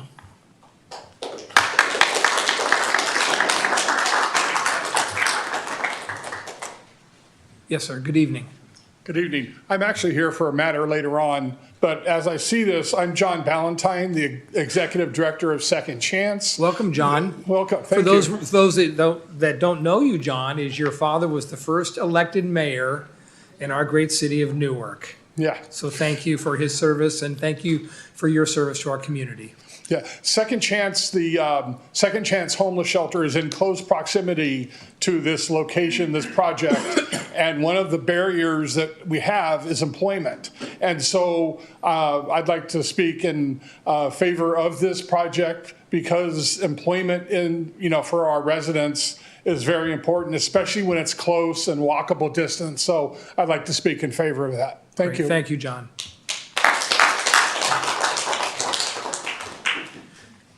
Good evening, Mr. Cassidy. Hello. Hi, it's my pleasure to be here. My name is Stephen Cassidy. I am the CEO of the Newark Chamber of Commerce. And on behalf of the Board of Directors, we strongly affirm, the Newark Chamber of Commerce strongly affirms the Planning Commission approval of the project without any modifications, and we call upon the City Council to do the same. From my service in government, there were a couple philosophies I tried to keep in mind and I think are relevant to tonight. One is that you don't let the perfect be the enemy of the good, because then you essentially will never have any progress. And the second one is, and this sometimes occurs with government, is that the road to hell is paved with good intent. And you have to be careful to avoid that. Why are you looking at me when you say that, Stephen? I could look at myself. But I ask you to keep those two philosophies in mind when it comes to evaluating this. Now, a few key points to make. The first one is Prologis is a good corporate citizen. I mean, I don't think there should be any doubt about that. And they have a lot of credibility. They have major investment already in Newark. They have a major investment around the entire Bay Area. Sustainability is a core element to their approach to business. And there's also a huge emphasis on giving back to the community. That's the type of corporation you want in your community. They're also, very innovative. They're able to bring in businesses, from across the globe and just locally to, here in the Bay Area. I mean, let's not forget that the San Francisco Bay Area is the innovation capital of the world. And those businesses need places to operate in, and Prologis is providing that space to them and helping our economy grow and helping make Newark such a special place. Prologis also is committed to its employees, both the ones that are working directly at the site and the ones that they hired to build the sites.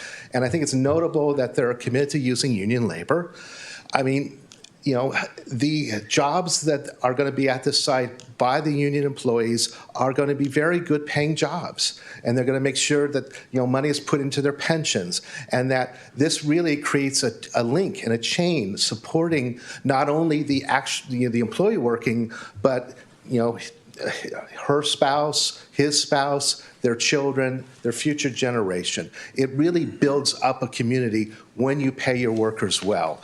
And Prologis should be applauded for that. They're not trying to bring in, the lowest, they're not trying to build these projects at the lowest possible dollar amount. Now, let's talk a little bit about, the question that's come up of, well, there's limited amount of land in Newark. Do we really want to have more warehousing? And it's a fair question, and I think someone from the outside could ask that. But when you really study all the issues, I think it's clear that this is such an overwhelmingly good project. For some, it might not be the perfect project, but it's, in my opinion, it's an excellent project, and it's certainly a good project because you got to be careful what you wish for too, and that if you want to keep this vacant and hope that one day you'll get the perfect project in there, well, that might not happen. But in the meantime, you may have really missed out on something worthwhile. And I can say that from a real example of San Leandro, where I live. There was a warehouse on Alvarado Boulevard, which wasn't that far from where I had my law office. And it started off as a warehouse. My thought was, San Leandro needs another warehouse. I mean, you might think you have too many warehouses here. Come to San Leandro. But Prologis took over the site, and their private economic interest is the city's public interest, because their economic interest is not to have it as a warehouse, but to have it the maximum use so they can charge greater rent. So lo and behold, what was starting off as a warehouse became the facility for wine.com, which is selling wine across America. And all of a sudden, although San Leandro has Costco and they got 2 Walmarts, this one little warehouse became one of the largest sales tax generators in the entire city. So you create the possibility of at a minimum, you're going to have a Class A warehouse, but at the maximum, you're going to have an amazing facility potentially either on the fulfillment side or advanced manufacturing, and of course with artificial intelligence and the amazing amount of money that's being invested in it, the possibilities of this facility are incredible. We don't know where it will be in like 2.5 years when it opens up. But we do know that you're going to have an amazing facility at the site, and I encourage all of you to support it. Thank you, Steve, and thank you for your service. To the executives of Prologis, what I think I heard Stephen Cassidy say was that wine.com would be relocating to Newark. Is that what I heard, Mr. Manoon? Any other public speakers on this item? I'm going to go ahead and close the public commenting section and turn it back to my colleagues for questions and comments. I'm going to start down to my left, Councilmember Del Contancio. Yes. Thank you so much. I did have a few questions, or it's more of a statement as well.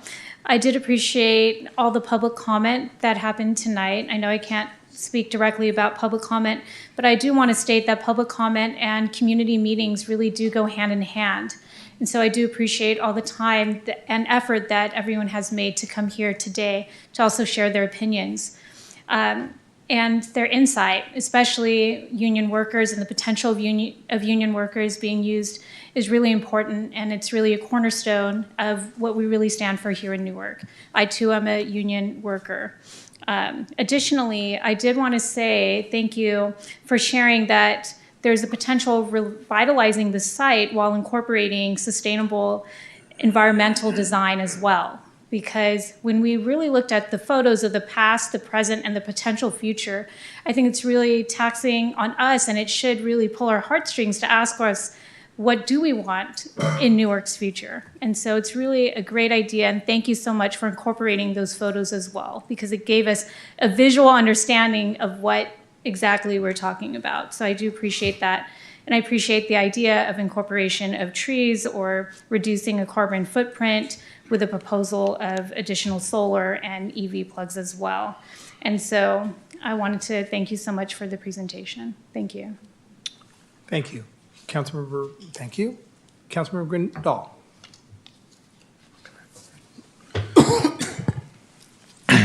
Yes, the building itself, I have no issues with.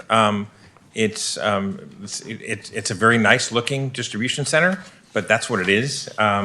It's not really built to be a manufacturing center. The zoning for this area is looking towards advanced manufacturing and manufacturing with the opportunity for a CUP if the project warrants it. But we don't know what the project is. We don't know how many jobs there would be, except the construction. We don't know how much revenue would come in. We don't know how much revenue we'd be losing by giving up the opportunity of a manufacturing use. We don't know how many permanent jobs. And we don't know the sales tax revenue. It is, you know, the odds of the likelihood of fulfillment center. I mean, I'd love the idea of relocating wine.com or whatever their name is to Newark, but what we have in front of us is a request for a blank check, allowing for a use that is not appropriate in this city. We've done more than enough of our share of providing the region with distribution and warehousing, and we need to be bringing more high quality jobs, more value generation into our community. And there is the possibility of, if this project were to go forward, because the design is certainly nice. If the project were to go forward without the CUP, there is the possibility of being able to review an individual use going forward as they identify a use where we're able to analyze how much traffic's going to be generated, how much revenue is going to be generated, and not just blindly hoping that we end up in the black. We are a city that is in good fiscal shape, but there is a looming crossing of lines between revenue and expenditures, and we cannot afford to be making decisions that give up future revenue, and so I'm opposed to the project. I do appreciate all the comments that came out, and I agree with the commenters that the job generation in the community is important, and that's really the reason why I think we should hold the line and push for a manufacturing use, because it not only do we have good quality construction jobs, but we'd have much higher density of employment in a manufacturing use. So that's my position. Vice Mayor Little. First of all, thank you guys for coming out. I really appreciate it. And the fact that you have this amount of people comes out makes a really strong statement to me. And the fact that all of you guys are out here and you have a voice and you have something to say, I'm listening. I'm truly listening to what you guys have to say. I am very, very, very, very, very picky on what I allow into Newark. We're a very small community. We're very, very small. And we're in a prime location of exactly all of our airports being 30 minutes away. And when I found out about this project, I was a little bit hesitant. But once it was presented to me by Art and by Steve, and it's a great project. It's really, I feel it's a good idea. I also feel that your reputation carries a lot to it, because I don't want to wham bam, thank you ma'am, run off and take your money. I want someone who's going to stay here and is going to be involved. I really appreciate you bringing union workers in. I know they cost more, but it's one of those things that I'm really impressed with, because I don't like people that just do the very bare minimum. Even if it's with trees, even with it stuff like that, the fact that you're willing to pay people more so that they can have a comfortable life and should be and support their family says a lot about your company to me. So I think this is great. I think this is wonderful. I would love to have a tenant. I'd love to have rum.com or wine, beer.com. I mean, I'm open to all possibilities. I don't discriminate. But I would love to do it. And I am very picky, but I do think your reputation says a lot. You didn't just show up and put your stickers on some stuff, and that means a lot to me, because we are a cute little town, but we want to make sure we also keep it a cute little town. So by you not coming in and just slapping a sticker on there and running off says a lot to me. So I really appreciate that. Thank you.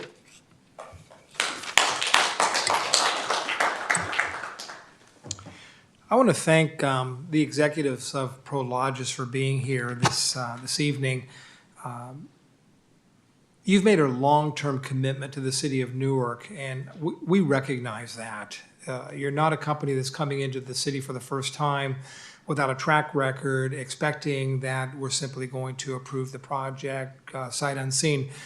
I thought your consultant did an outstanding job of laying forth a foundation of what's currently there, which is a significant blight condition on our community, and there's no indication other than your proposal that's going to change that in the near future. So I appreciate that before and what we're looking at moving forward. I also want to thank Prologis for your philanthropic efforts in our community.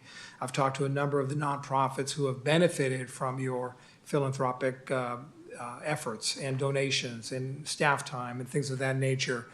That's what community is all about. We don't just drive to a location, put it in our 8 hours, and then head home. You make a commitment to the community, and we recognize that you have made that commitment over the years. So thank you for your relationship with our great city of Newark. I expect it to continue, and I do have a number of comments and questions to make in addition to that. I do appreciate the infrastructure improvements. It's a whole area where we're missing sidewalks, gutters, and curbs. That whole area is going to be beautified not only with infrastructure, but with beautifications as outlined by the Vice Mayor in terms of trees and shrubs and things of that nature. I do agree with Councilmember Grindal. I'm always concerned about the amount of revenue that we can anticipate from the location. I'm optimistic that Prologis, as any good landlord will do, will look for the most viable economic benefit to their own business model. And I anticipate that you'll exhaust all efforts to bring the best use to that location. I will request, though, that if you do come back to the city for any future amendments to the project, that you work with city staff on seeing if we can't get a permanent signal there at the location of Sycamore and Cedar. As I describe it, it's almost like Midtown America, where you drive through a small town of 1,000 people and you see the signal just kind of hanging there from a wire, kind of blowing in the wind. You know, we can do better than that in our city of Newark. Thank you for the job creation. The union jobs are important to our community. They're going to benefit local Newark business people, both the workers and the restaurants and other businesses that will benefit from that as well. I know that you've indicated that the building will be solar ready. If you do come back to the city with an amendment, I'd like a little bit more information as to when would you anticipate that you would look at the possibility of putting solar paneling on that building. We need to be cognizant of the environmental impacts that any use creates in our community. And one of the areas that we can improve upon just as a community is really looking at solar power as an alternative energy source. It would certainly benefit this location and would certainly benefit the city of Newark. I am going to make one modification, Joseph, I apologize. I'm going to ask in the conditions, and I'll ask my colleagues to support, that when the motion is made, we've given Prologis, in essence, 3 years after approval of the conditions to have this design review approved. I think that's the terminology that was used. Correct me if I'm wrong. I want to reduce that to 2 years, which is really more customary in our city. I don't anticipate that will create really any heartache for you. If you do look to ask the council for an additional 1 year, I don't see that to be a problem, because listening to my colleagues, it sounds like this project is supported by this city council. So I don't think I'm missing anything, Mr. Benoon. Do you have any closing comments? Okay. Yes, Vice Mayor, back to you. I did have one more question. Is it just one company that's going to be the one tenant, or could there be a possibility for 2 or 3 tenants in there? Hi, Janet Galvez with Prologis. I'm Vice President Investment Officer for the Bay Area. There could be an array of tenants. Our goal is to have one tenant. That would be best case. However, given that it's almost 300,000 square feet, we often do see those tenants being demised down to 2. Thank you. If there's no other comments from the council, what I'll do is I'll look for a motion to I'm going to request, of course, that we support the project with that modification that I requested. I'll go ahead and make that proposal. That I'll look for a second. I'll do it. Seconded by the Vice Mayor. Please vote. And just for clarification, the motion is for accepting staff's recommendation, subject to changing condition PP, the second line, from 3 years to 2 years, correct? That's correct. Okay. But also, Mr. Benuna, as when they come back, it's not a condition, but when they do come back, I want some additional information regarding the signal and also some solar paneling.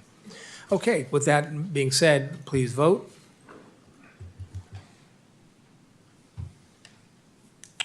And that passes unanimously, 4 ayes, with Councilmember Grindal voting no. So thank you for all those that came tonight.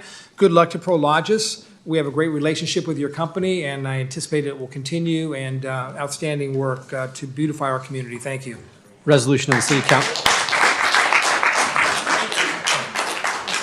Ladies and gentlemen, we're going to take a 5-minute break so folks can leave that need to leave, and we'll resume in 5 minutes.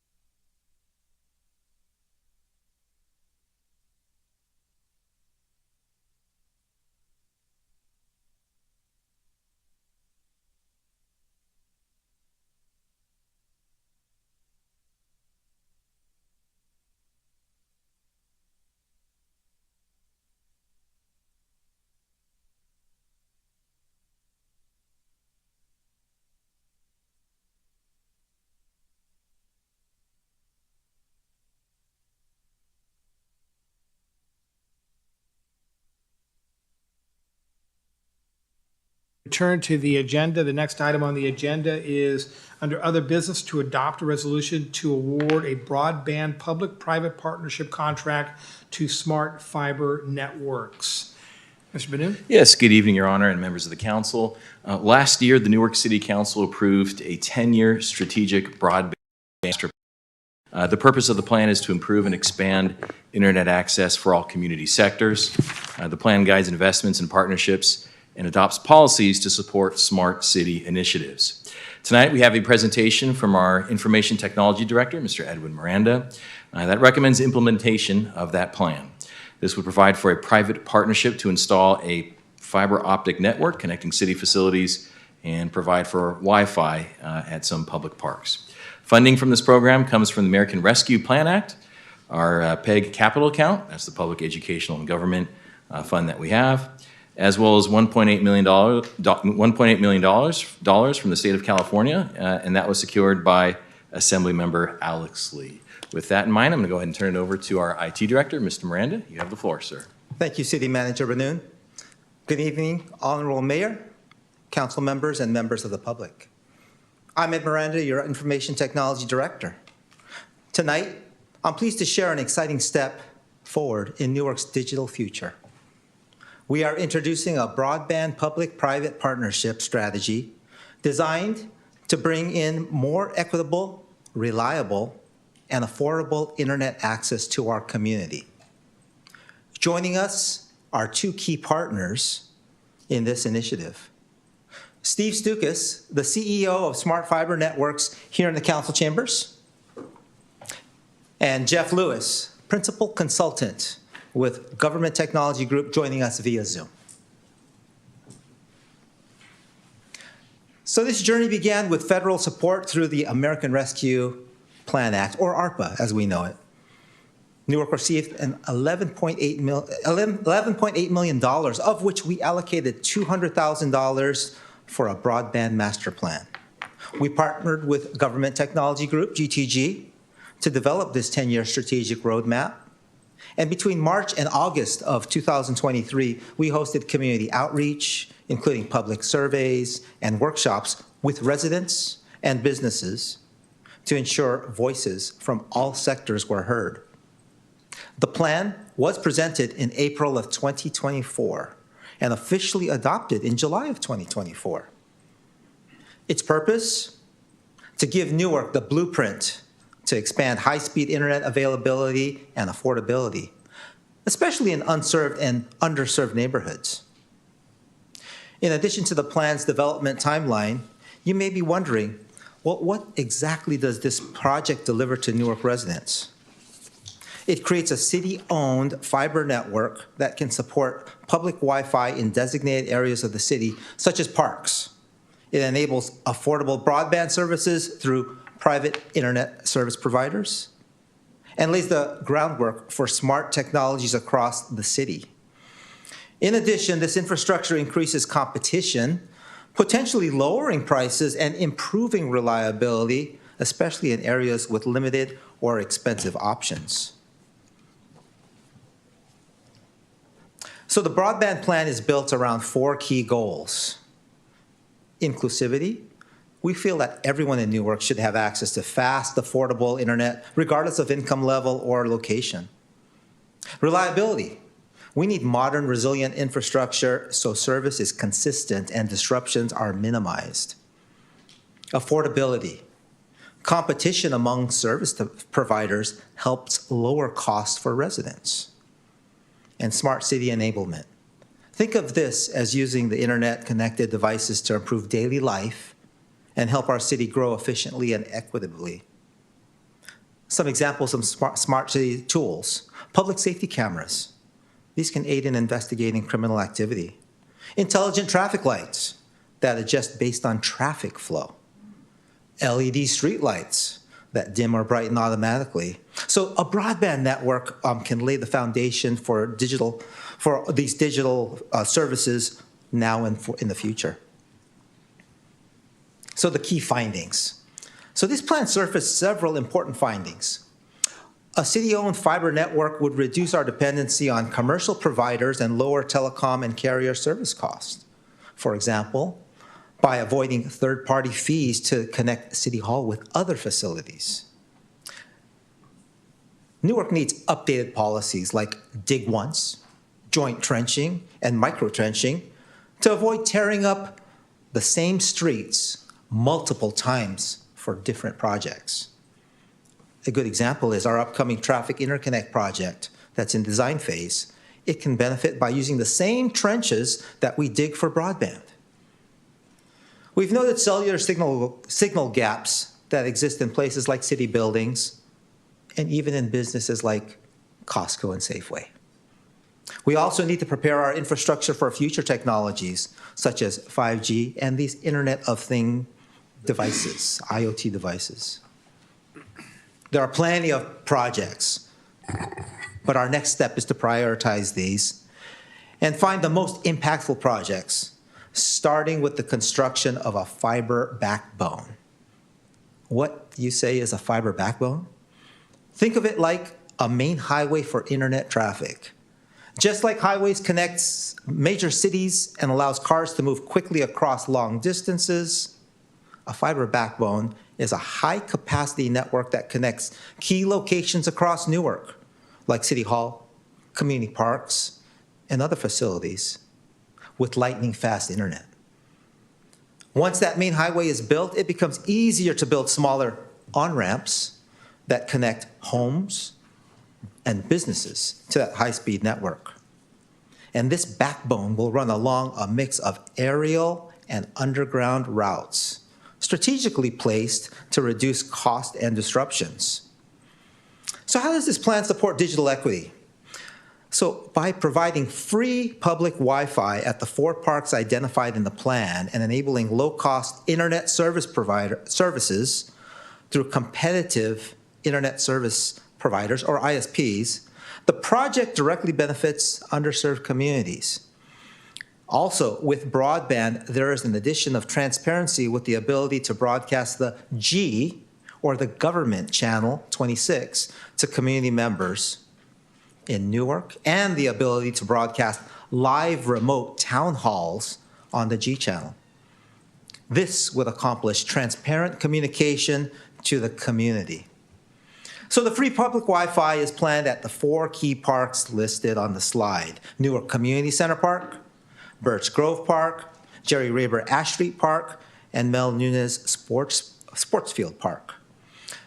On the right, you'll see the high-level design map showing the proposed path of this backbone. I'll walk you through the path of this, starting off with the Newark Community Center Park off of Cedar Avenue. We would go down Newark Boulevard until we hit Dairy Avenue. And notice the blue and the red. This indicates either aerial or underground construction. Then we would it would continue on to connect to our City Hall facilities.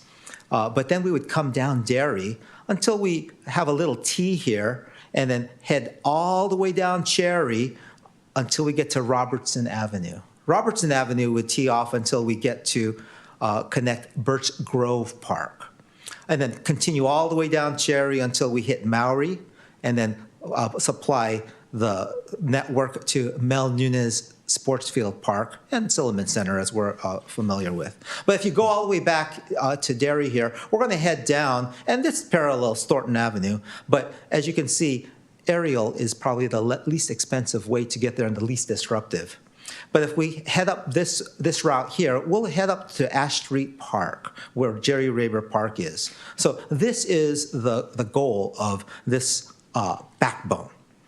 So we're also making sure that this route supports other upcoming projects. As I mentioned, there's a traffic signal interconnect project. This would allow smart devices like license plate readers, traffic cameras, and community cameras to operate much more efficiently. Now, to implement this master plan, we issued a request for proposals on April 28th of this year. We received 6 proposals, and 3 were deemed responsive. Here are the 3 listed: Smart Fiber Networks, Smart Wave Technologies, and Bonfire. A review committee, along with the city's Information Technology Steering Committee, which includes cross-departmental city employees, carefully evaluate each proposal using a scoring system focused on alignment, qualifications, pricing, community investment, and proposal quality. And our recommendation was to award to the public-private partnership, or a P3, contract to Smart Fiber Networks. And here's why. First, they are the lowest responsible bidder. Their solution, as presented, is scalable and future-ready. They proposed an open access model. What does this mean? This means that multiple internet service providers can use the network, creating competition and better prices. Open access also means that the network is not tied to a single provider. Any qualified ISP can use it, which fosters competition and better options for residents. Newark receives 40% of revenue generated, while Smart Fiber Networks retains 60%. That's the 60-40 revenue share. The first 5 years of maintenance is included with this proposal. And this is an important consideration to keep in mind. Well, what will happen after they include the 5 years of maintenance? We have a 60-40 revenue share. That 40% of the share of broadband revenue will be used to fund the ongoing maintenance and upgrades, making this a self-sustaining system long-term. Smart Fiber Networks is pre-qualified for BEAD funding. BEAD, that's the Broadband Equity Access and Deployment Program, and they have relevant experience working in cities like Novato, Vallejo, and most recently Shafter. Our application, City of Newark, for the federal BEAD grant prioritizes low-income areas specifically, helping us expand service to areas with low broadband adoption and affordability barriers. But keep in mind, that is not this proposal. This is further funding that we're seeking. The total project cost is $3.28 million, which is negotiable still, but up to that, covering 3 phases of implementation and 5 years of fiber and wireless maintenance, as mentioned previously. And funding is secured through $1 million through the ARPA, $1.8 million from Assembly Bill 179, again, through the lobbying efforts of Assemblymember Alex Lee, and up to $700,000 from public educational and government access funds. As you look at the list of available funds for this project, I want to make clear that no additional monies will be required from the city or taxpayers. This project will be fully funded through ARPA, AB 179, and PEG grants with no new general fund impact. All funds are received and allocated to support this project. So in summary, staff recommends that the City Council adopt a resolution to award the contract to Smart Fiber Networks and move forward with capital improvement project number 1418. As for why Smart Fiber Networks was selected, they offered the lowest responsible bid, have a strong record of local deployments, and are already pre-qualified for BEAD grant funding, ensuring strategic alignment with our future goals. This project is more than just building internet lines. It's about building equity, opportunity, and capacity for innovation across Newark. With council support, we can begin implementation and position Newark for additional state and federal broadband investments. Thank you for your time and attention, and I want to recognize and thank Steve Stukas again, of CEO of Fiber Networks, joining us here in the chambers, and Jeff Lewis, the principal consultant from GTG. He is online, and we do welcome your questions and are happy to provide further details. Excellent. Thank you, Ed, for the report. Is there anybody in the audience that has questions on this item? I'll turn to my colleagues. Councilmember Grindal. First, a comment. I love this project. I think it's and your presentation was very clear, and that's much appreciated. So I think it's a great system. I just have a couple questions because I like it so much. I want to know a little more. Is it going to be possible for this network to be expanded? Particularly, for example, if there were a development that occurred that wanted to be able to offer better fiber connection, could that development participate as a part of this to expand it into that area? And how would that work? Well, thank you, Councilmember Grindal, for the question. Very good question. This, as it was presented in the Broadband Master Plan, actually met the funding that we have available to us. So as the high-level design was presented, that's what we can afford in this project. However, as we want to expand, we are seeking further funding. And the further funding is related to the BEAD grant or the BEAD program that we're applying for. And it's really exciting, and I didn't want to throw it in there because it would confuse things, but our goal is to touch every unserved, low-income, underserved area within the city of Newark and create a larger ring, fiber backbone or a ring. So here's the key. I talked about that 60-40 revenue split. It behooves smart fiber networks to help us because they are going to get 60% to develop and maintain this network, and us 40% of any of the subscriber cost. As we go, we're not going to be making any revenue right away, right? Because we still need to build this network. But as we have this fiber going down certain areas, crossing businesses and residents, and they subscribe, we can connect to them. It's those on-ramps and off-ramps. We'll connect to them.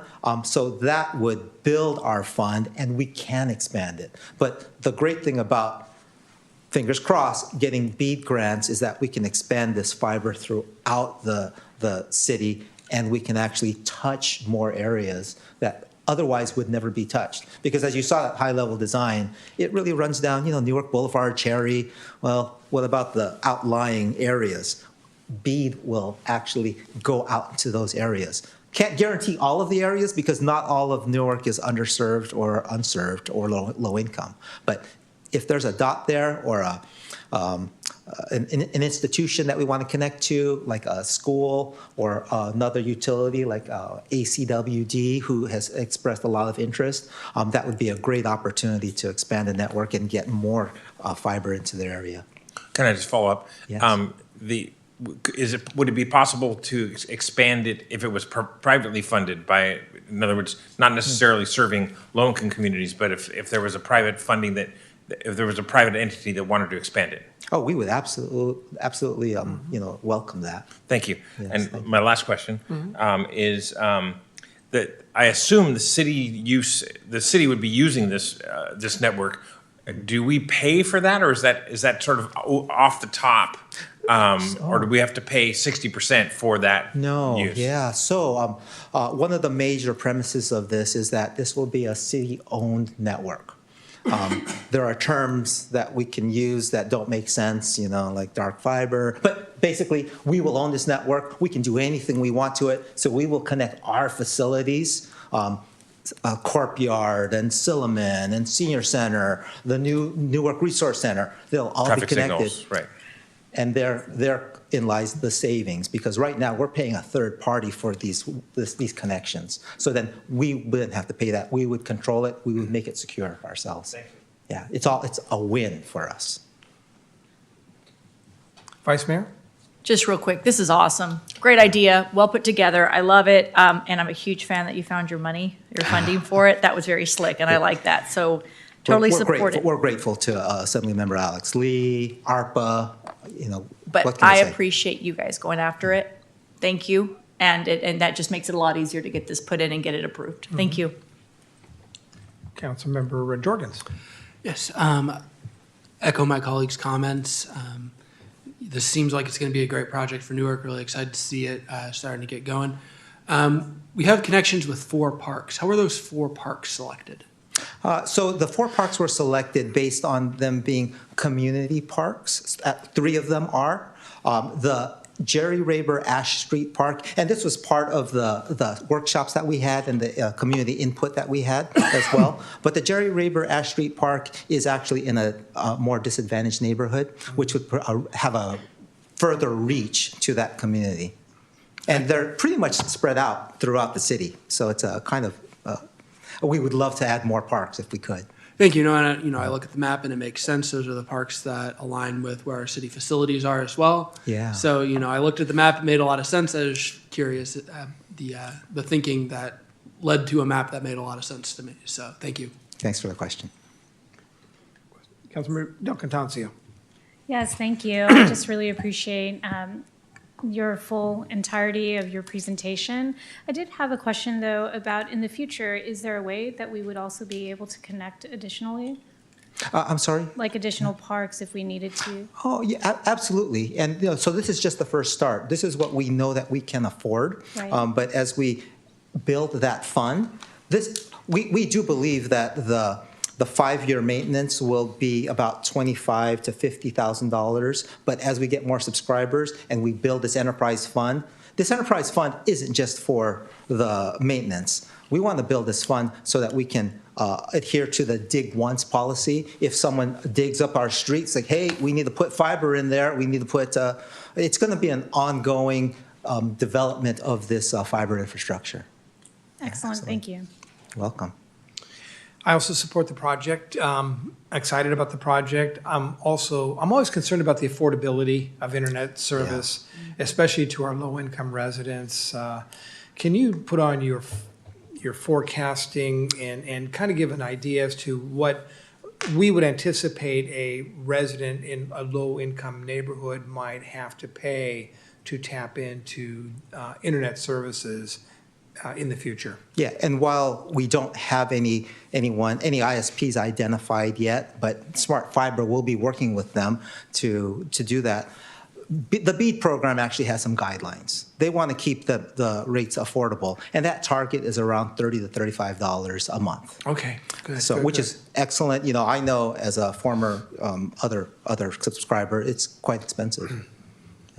One thing I've asked Mr. Benoon to look at in the future is currently the city's utility tax is fairly low, and in comparison to other cities. And this would seem to be a perfect nexus between possibly looking at an increase in the utility tax to help support an expansion of the broadband program, as mentioned by my colleagues, citywide, if that's a possibility. So, Mr. Benoon, I would ask maybe that we consider doing maybe a survey of our residents as to whether or not there would be support for an increase in the UT if it was specifically designed to help expand the broadband network throughout our community. That would be one of my requests. Otherwise, I'll look, is there a motion here? Yes, there's a motion to support staff's recommendation. So moved. By Councilmember Jorgens. I'll second. By Councilmember Grindal. I do want to take one more moment, and I know that he's probably tired of hearing the appreciation, but again, big thanks to Assemblymember Lee.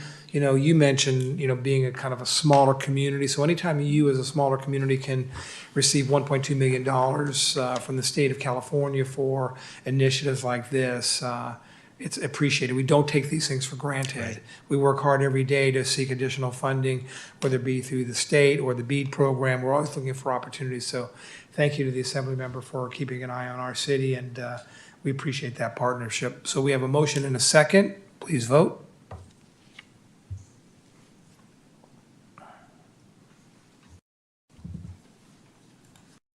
And that passes unanimously.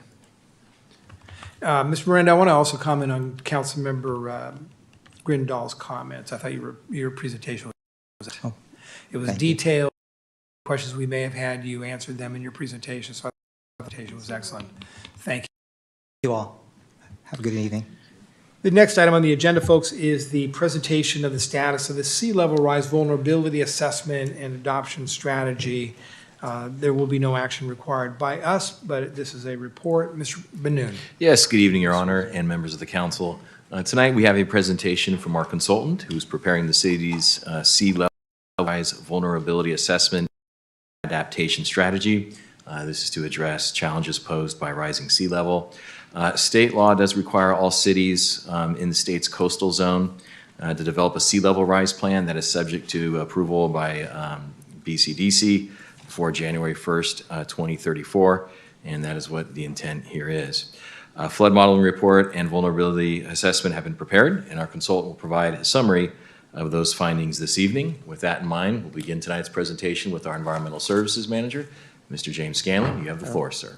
Thank you, Mr. Benoon. Good evening, Honorable Mayor and council members. It's a pleasure to be here this evening.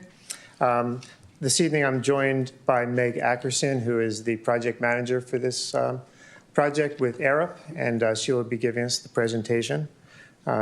Just to go over the goals of the presentation. So we want to share updates on the project schedule and the anticipated outcomes. We're going to review the flood hazard modeling and the results of the vulnerability assessment, and discuss community engagement and the next steps for the project. And with that, I would like to welcome Meg Ackerson to make the presentation. All right. Thank you, Jim. Thank you, Mayor and members of the council. My name is Meg Ackerson. I'm a senior engineer with ARUP and project manager of this project, as Jim introduced me. So I'm starting this presentation just with an image of where we are today in the middle, where we were 75 years ago along this shoreline in Newark, and where we might be in another 75 years from now, as we begin to talk about sea level rise and explore what that means for the city. So with the goals of the meeting in mind, what are the project objectives? So our goal is to study sea level rise and the related risks to improve and support the city's resilience to a future with sea level rise. And so the way we've set this out is to conduct a robust risk analysis and understand the cost of no action to start to lay the foundation for future adaptation projects and understand what's possible. So our study, I want to start by saying that our study did go beyond the boundaries of the city. We looked at the entire watershed and what is known as an operational landscape unit here in the Bay. It's an OLU, and Newark sits within the Maori OLU, along with much of the city of Fremont along this shoreline. And this is the recommended approach to take by the San Francisco Estuary Institute and Spur, who created these OLUs across the Bay. So our overall technical workflow involves 3 steps, 2 of which that I'm presenting on today. The first was doing hazard modeling on our flooding and sea level rise to understand where it floods today and where it might flood in the future. Conduct a vulnerability and risk assessment. And so that's to understand what is impacted, who is impacted by this flooding. And next, moving towards an adaptation strategy to understand what we can do about it. Timeline-wise, we began a little less than a year ago. And as I said, I've conducted about the first 2/3 of the study. And we're now working closely with Jim and the city to determine our next steps and what we can do to further engage stakeholders in the community as we work through adaptation solutions. So I'm going to walk through a really high-level review of the results. I want to mention that the reports are available in their entirety online, and so this is meant to be a really high-level, and I'd like to keep it quick for us all as well. And so we know that climate change is driving sea level rise, and I'm not going to dive into the science here, but at a high level, on the left side, you could see kind of these different global emissions levels that have been modeled and played out in massive global models. We understand that more emissions means a warmer planet, higher seas, and for planning purposes, we're looking at intermediate to high sea level rise scenarios that you see in the middle of the screen. So that's 3 to 6 feet roughly of sea level rise. And these are ones that are specifically called out in our regional guidance by the Bay Conservation and Development Commission, BCDC, that oversees our shorelines. And that's what you see at the right are the scenarios that they call for all the local jurisdictions to evaluate. And so that's about 0.8 feet, almost a foot in the next 25 years, and then looking at a range from 3 to 6.5 feet by the end of the century. In reality, we're kind of trending closer to that 3 feet, but it's important to consider and plan for some of these, I I guess, more extreme conditions as well. So when we modeled our Maui OLU, we didn't just look at sea level rise alone, we looked at it in conjunction with storms, as well as groundwater rise. For storms, we looked at storm surge, and so that's elevated waters on the coastal side. We also looked at precipitation and rainfall for both kind of frequent 10-year events and infrequent 100-year events. And we also incorporated climate change on those and modeled about a 5% increase in precipitation per the California climate data set we used. So just, again, high-level takeaways from all this flood hazard modeling. I want to point out that inland flooding does impact populated areas inland, maybe obvious to say, but I do want to flag that the berms and weirs throughout the salt ponds are providing a lot of protection for storms in the present day, and that protection continues into 2050, where we see some flooding on sunny days. That means high tide flooding, kind of impacting areas that are currently land. And by 2100, we do see more inland flooding impacting some of the northwest portion of Newark and the southeast as well, more in Maui OLU outside of Newark. And in more extreme, this very high scenario, we start to see homes, businesses, and green spaces that are being flooded regularly. So in the second phase, we wanted to evaluate not just the hazard, but we wanted to look at risk. And risk is integrating hazard, exposure, vulnerability into risk. And so by exposure, I mean what land is actually exposed to sea level rise, what is it covering? And by vulnerability, we're looking at what's on that land, what people, what wetlands, what buildings, use types, to understand what those consequences might be if it's not accessible or underwater. And so here is showing a heat map of some of our risk results. And you could see in this bottom row, we looked at 4.9 and 6.6 feet of sea level rise is where we start to see those red kind of hot spots where we're seeing a concentration of infrastructure exposed. And this starts around water level of about 4.9 feet. I'm going to walk through, again, high level of just like some of the dimensions of vulnerability and risk that we looked at. More qualitatively, we looked at populations exposed. So you're looking at a map of the census tracts in the city. And in blue, you're seeing areas with more flooding. In yellow, you're seeing higher areas with more population. And in red, you're seeing areas of both flooding and higher population. And I'm calling out that same kind of area in the northwest portion of the city where we're seeing an intersection of people and flooding in those higher sea level rise scenarios. We did this same exercise looking at wetlands habitats, both freshwater and estuarine habitats, noting that these wetlands are vital for wildlife and water quality as well as flood protection.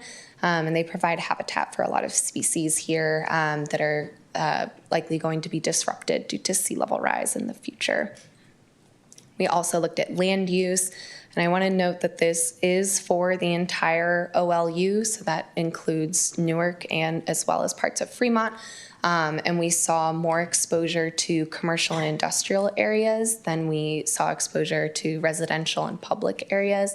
We're about 1 to 3% of residential and public areas exposed in 2100 in our later time frame we evaluated.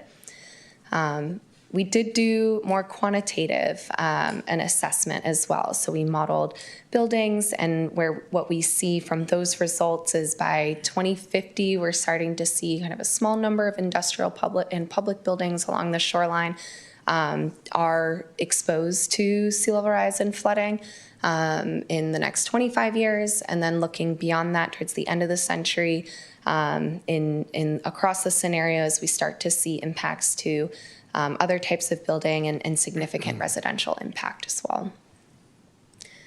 In a similar vein, we mapped roads and trails to understand what would be exposed. In 2050, we're seeing parts of the trail network exposed out in the wetlands, and no interior roads. And in 2100, across all the 3 scenarios we looked at, we did see roads that are vulnerable to sea level rise and exposed.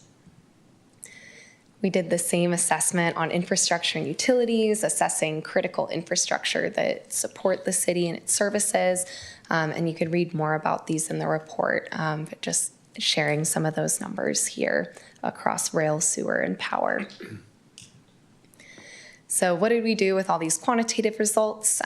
We took the number of buildings, length of road, and assigned unit cost to them to start to cost what the losses might be associated with the cost of no action.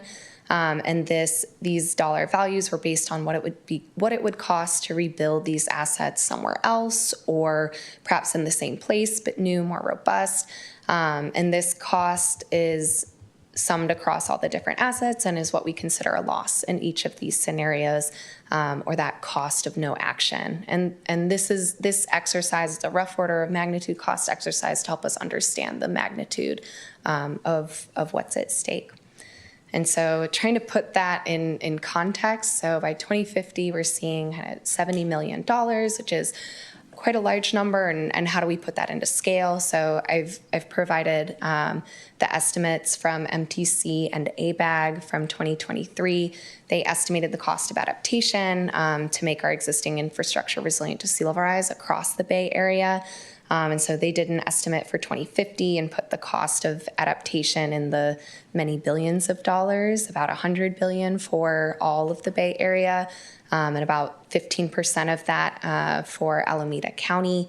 And so these are large numbers we're working with and thinking about, the city of Newark and parts of Fremont. In this Maui OLU, we're estimating losses on the order of millions and not, or tens of millions and not billions in the near term. And so this slide is summarizing these takeaways that I've walked through. I think one of the high-level pieces I want everyone to take away from this is that many of the impacts aren't felt until these higher sea level rise scenarios. So Newark is in kind of a unique position because of all the wetlands protecting it, that it's great you're starting early and you have time to kind of think through options and move forward intentionally with how you address sea level rise. And so now that we have this kind of understanding of what's the cost of no action, what's at stake, let's talk through how we've been engaging with the community and what our next steps are. So we've run 2 very well-attended community meetings. They're both held right next door at the library. They included breakout activities with smaller groups to share feedback and discuss some of the results we were seeing. The slides you saw today were presented in more detail to the public, and as were some of these next ones, to get feedback and engagement with the wider community.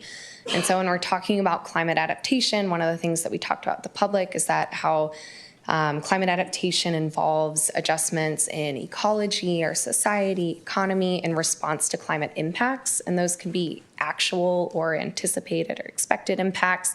And they can also be, climate adaptation can also be changes in processes or practices to help moderate any potential damages or mitigate them in advance, and also benefit from any opportunities associated with climate change as well. It's not necessarily a negative. And so how do we navigate climate adaptation and decide what to do? And as we move into this next adaptation phase of the project, here's a couple of those first steps of the process. One is selecting or identifying key areas that have significant flood risk, which we see in that northwest part of the city. And the second was to align on principles and some guardrails to make sure we understand to be guided by the decisions being made around adaptation and what might be proposed for engagement and comment. And Also compiling and reviewing kind of a toolkit of adaptation solutions of what do other people even do, or what do other jurisdictions do about sea level rise, what's available and possible.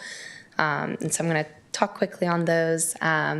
One is around the adaptation principles that we've workshopped.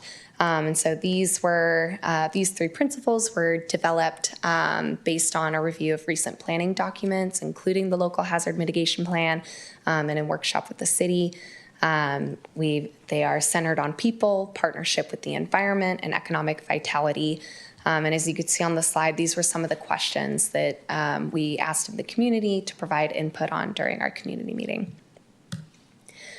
This next slide is showing a sampling of different sea level rise strategies. These are all different kind of physical strategies, and these are strategies where we weigh their cost, their feasibility, their applicability for Newark against regional goals, the city's goals, and right-size the solutions to address sea level rise.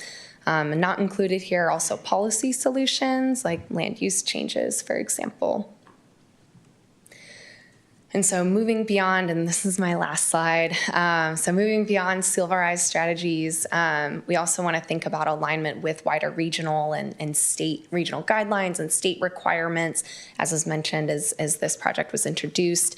BCDC has published regional guidelines documents that every jurisdiction is meant to follow, kind of in line with a new state law, SB 272, that was passed for every jurisdiction to develop a regional shoreline adaptation plan. And we all know that sea level rise is a regional issue, that water knows no jurisdictional boundaries, and Newark is not unique in needing to tackle this. And so we have these guidelines that were published at the very end of the year, roughly 6 months ago. And so we've aligned our scenarios with their recommendations.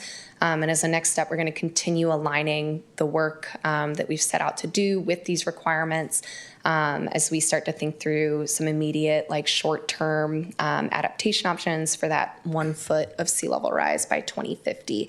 And that'll really start Newark on this path of least regrets. And part of this work, an important part, is involving regional coordination with other partners, such as neighboring jurisdictions and private landowners, businesses, and parks, who are all sharing this shoreline in Fremont, Newark, this Maori OLU.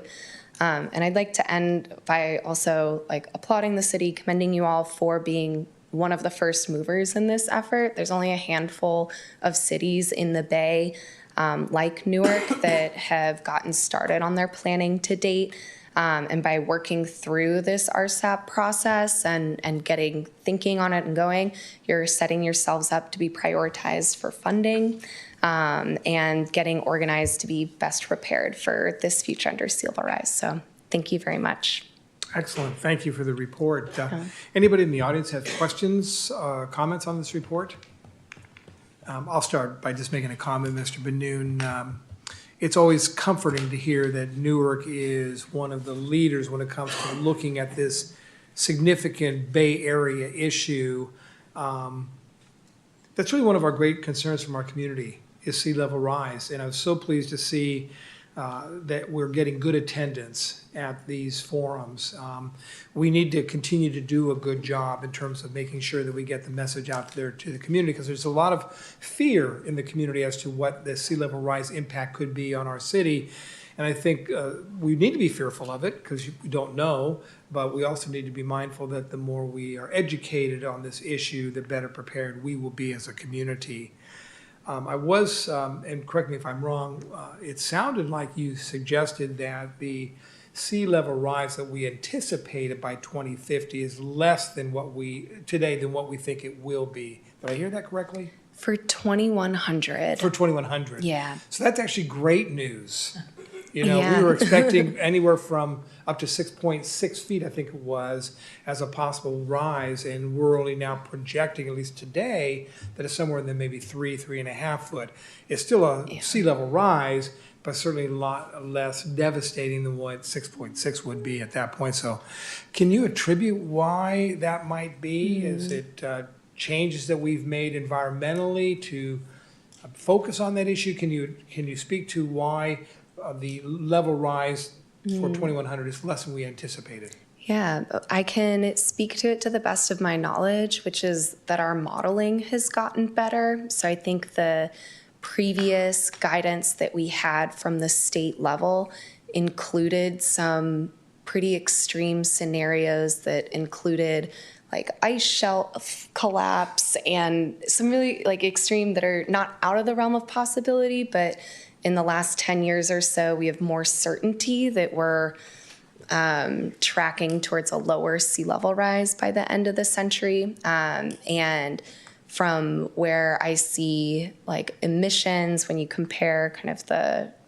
track of the amount of carbon emissions that we've been emitting globally, it's tracking some of the lower emission scenarios. So it's still medium to high, but it's no longer extreme, at least the trajectory we're on right now. Excellent. Yeah. They're all contributing factors, and the more environmentally conscious we become, the better the results will be. Comments, colleagues? Councilmember Grindal. Thank you very much for, it's not enough to turn on the mic, I have to actually speak into it. Thank you very much for the presentation. It's really excellent and informative. Very, very much appreciate it. I share the mayor's comments. It's great to see people engaging in this, and appreciate that. I just had one question in the adaptation strategy slide. I think it's just like 3 back. There we go. That was it. I just really wanted to point out that there's opportunities there. No, sorry, the next one. Yep. There we go. There's opportunities there to actually make recreational opportunities as well. I'm not expecting you to show that, but I just really wanted to highlight that in the process of protecting ourselves from sea level, we could see trails, bike trails, walking trails, recreational opportunities for our residents. So we could have a positive out of protecting ourselves. So I just wanted to draw that out, unless you disagree, of course. No, I'm in agreement 100%. Yeah, thank you. Colleagues? Yes, Councilmember Jorgens. Yeah, I'd like to echo my colleagues' comments, especially about the potential recreation opportunities. I think that's a real positive that we can bring forward.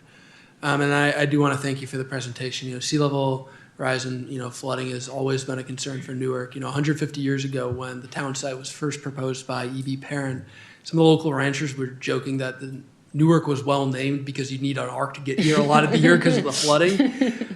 So it's something that we've always been concerned about, and I think we're off to a great start here with this plan. We've got great principles driving us forward.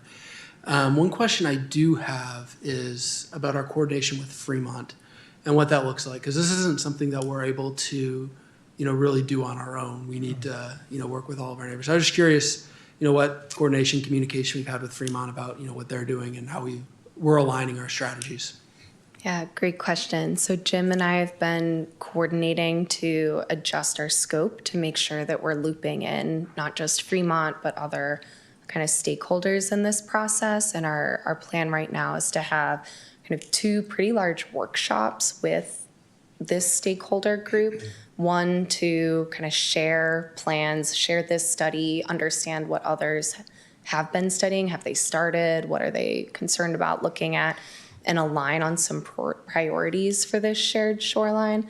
And then to kind of take that, come up with some options, and have a second kind of follow-up workshop to get a shared understanding of what some of these options might be, and set Newark and these partners in this effort up to explore who might be leading which type of work, or I don't know, the location of some of these measures, whether it's, beach nourishment or marsh restoration, or maybe it's a seawall in some places or a levee. There's a lot of tools in the toolbox, but the goal of the stakeholder engagement is to understand what they're doing and get on the same page, get that conversation started. No, I appreciate that, and I think it's going to be really important for us moving forward that we're collaborative with the other Bay Area cities, especially Fremont. It's great to be a leader here in this space and be one of the first cities to go with a plan like this, but a good plan is going to require people to follow along, and because again, this isn't something that we can do by ourselves, so we're going to need to make sure moving forward that we continue those collaborative efforts. And to that end, Mr. Benoon, I would imagine that's something that we're having conversation with our partners in Union City and Fremont when it comes to looking at our disaster plans, because I'm certain sea level rise is one of those issues that we all share in that regard.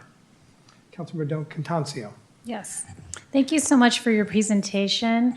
And I also appreciate that you've also had 2 community meetings so far, because it's really important to educate the community.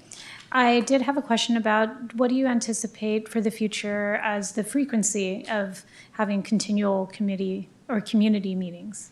Yeah, for the duration of this project, where we've had our 2 kind of major community meetings, and we plan to hold office hours to open up, like for us, the kind of consultant and technical team to be available to talk about the report and some of the findings, because we do realize that the reports we produced are for more technical audience, and so wanted to open that up to be a resource for the community as they digest and kind of, learn and understand what sea level rise is and how it might be impacting their community.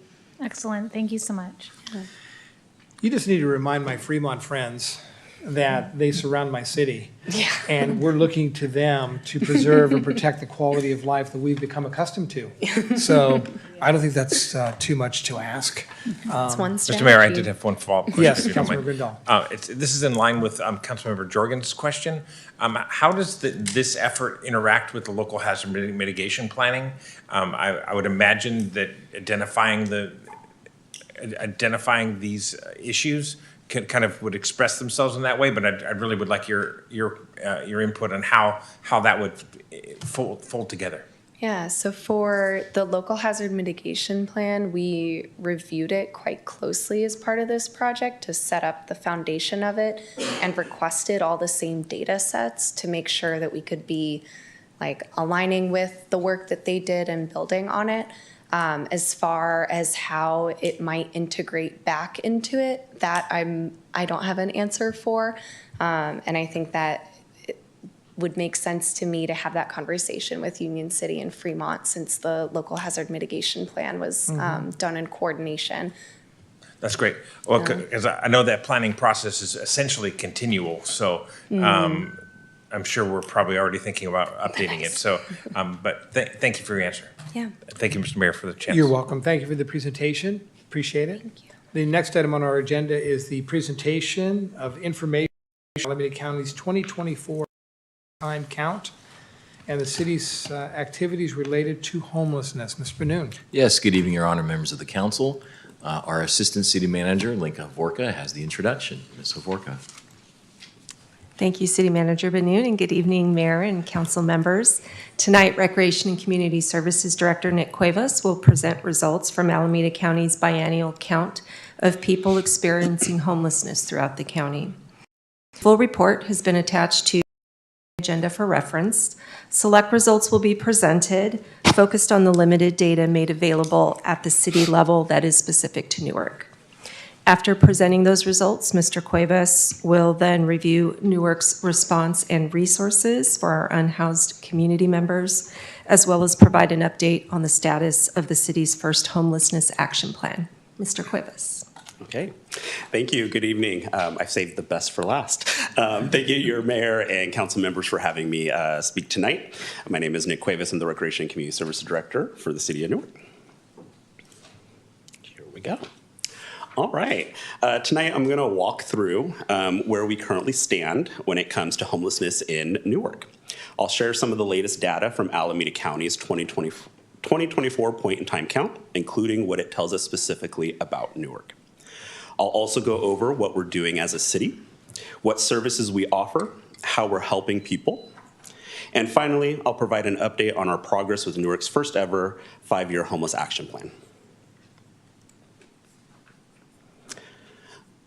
So to start, I want to talk a little bit about the point-in-time count, or PIT count for short. This is a countywide census conducted every 2 years to provide a snapshot of the numbers of people experiencing homelessness on a single night. The most recent one was done on January 25th, 2024. It's not just a local effort. The federal government requires it if a community wants to receive funding from Housing and Urban Development to support homelessness programs. Beyond the numbers, it's also an opportunity to hear directly from individuals experiencing homelessness, understanding their challenges, and identifying gaps in services or disparities. Over 1,200 volunteers contributed to the efforts across the county. I'm excited to share that the City of Newark had its own local team comprising staff from Recreation and Community Services and community volunteers. That was a big step for us as it helped us humanize homelessness and put faces to the statistics, which I'll be covering in this presentation. County volunteers help gather information by counting unsheltered individuals, surveying over 1,500 people countywide and tallying the number of individuals in shelters that night. The information collected is used to shape programs and policies, track our local progress, raise community awareness, and support funding requests and advocacy to keep the momentum going.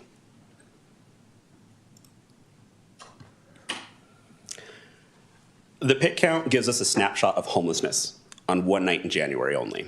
It includes two parts. The shelter count. These are the folks that are staying in shelters. In Newark, Second Chance operates as the shelter for Newark with 32 beds. The unsheltered count, which we might be most common with, is our people in cars, parks, sidewalks. This count happens every 2 years. In 2024, the county used new data-driven method instead of covering every area. To think they used to send somebody out to every census tract out in the county. They utilized tools such as the Counting Us app, 211 data, which we're very familiar with, and encampment maps to focus on where people were most likely to be. This helped us get a solid data while using fewer resources. That said, the count has limitations. It's one night, so it doesn't show the whole picture. That's why we also rely on ongoing outreach and provider data to understand what's happening in our community. Homelessness usually isn't caused by just one thing. It is often a mix of challenges that build up over time. In the unsheltered point-in-time count survey, people can choose more than one reason that led to their situation. The top causes amongst Alameda County were housing loss, things such as eviction, rent hikes, or losing housing assistance. Income issues, including job loss or just not making enough money to survive. Health problems. We just had the COVID pandemic. Mental health or substance use. And household breakups, such as family deaths or relationships ending. Although Alameda County was unable to provide a statistical breakdown for local jurisdictions, the available data highlights how deeply interconnected housing, income, health, and relationships are in contributing to homelessness here in Newark. On the next slide, I will share information on data that is specific to Newark. Newark's homeless population has shifted over the last few years, and you'll see that reflected in this chart. In 2022, we saw a noticeable dip in the numbers, which can be attributed to two key factors. First, pandemic-related housing efforts that provided temporary relief to unhoused individuals in an effort to prevent the spread of the virus and promote self-isolation. Second, the count was conducted in the evening and may have missed individuals who had not yet settled in for the night, leading to those that were uncounted. In contrast, the 2024 count took place in the early morning. We actually started our team here at 5 a.m. here at City Hall, providing a more accurate snapshot as individuals were still settled in and had not begun their day yet. Newark's count this year was 76 individuals total, 47 unsheltered, 29 sheltered. To put that into context, the countywide point-in-time count identified 9,450 individuals experiencing homelessness on that one night. In comparison, the City of Newark accounted for only 76 individuals, which represents approximately 0.8%, less than 1% of the total homeless population in Alameda County.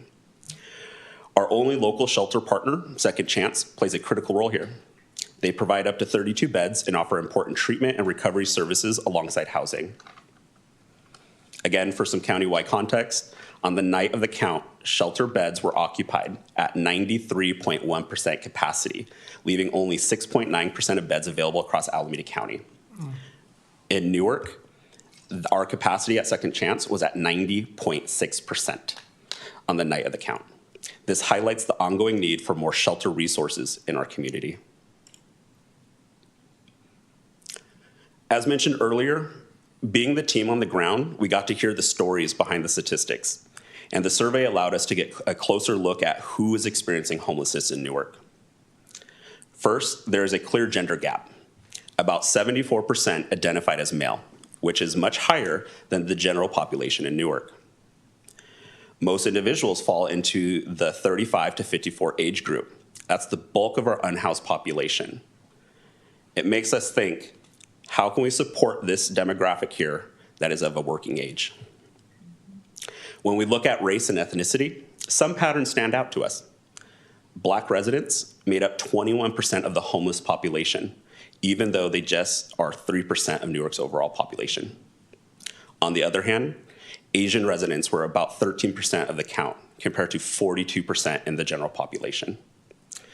These findings show that homelessness isn't hitting everyone equally. Black residents and men in particular are being disproportionately affected here in Newark. In an effort to better support this community, we built a coordinated team approach to responding to homelessness here in Newark. We have formed a city staff homelessness committee made up of staff from multiple departments to make sure we're responding quickly, thoroughly, and consistently. When we receive a report about someone in need, whether from the public or city staff, it sets in motion a coordinated response by our city team. This includes in conducting a site check, identifying the property owner, and engaging with the individual in a compassionate and respectful way to offer support. Majority of the time, that is going to be conducted by your PD, or you might see me on the side of the road in a lovely Newark yellow vest making contact with those individuals if it is safe. Behind the scenes, departments like Recreation and Community Services, Police, and Public Works work closely together along with our community partners to make sure our response is both effective and humane.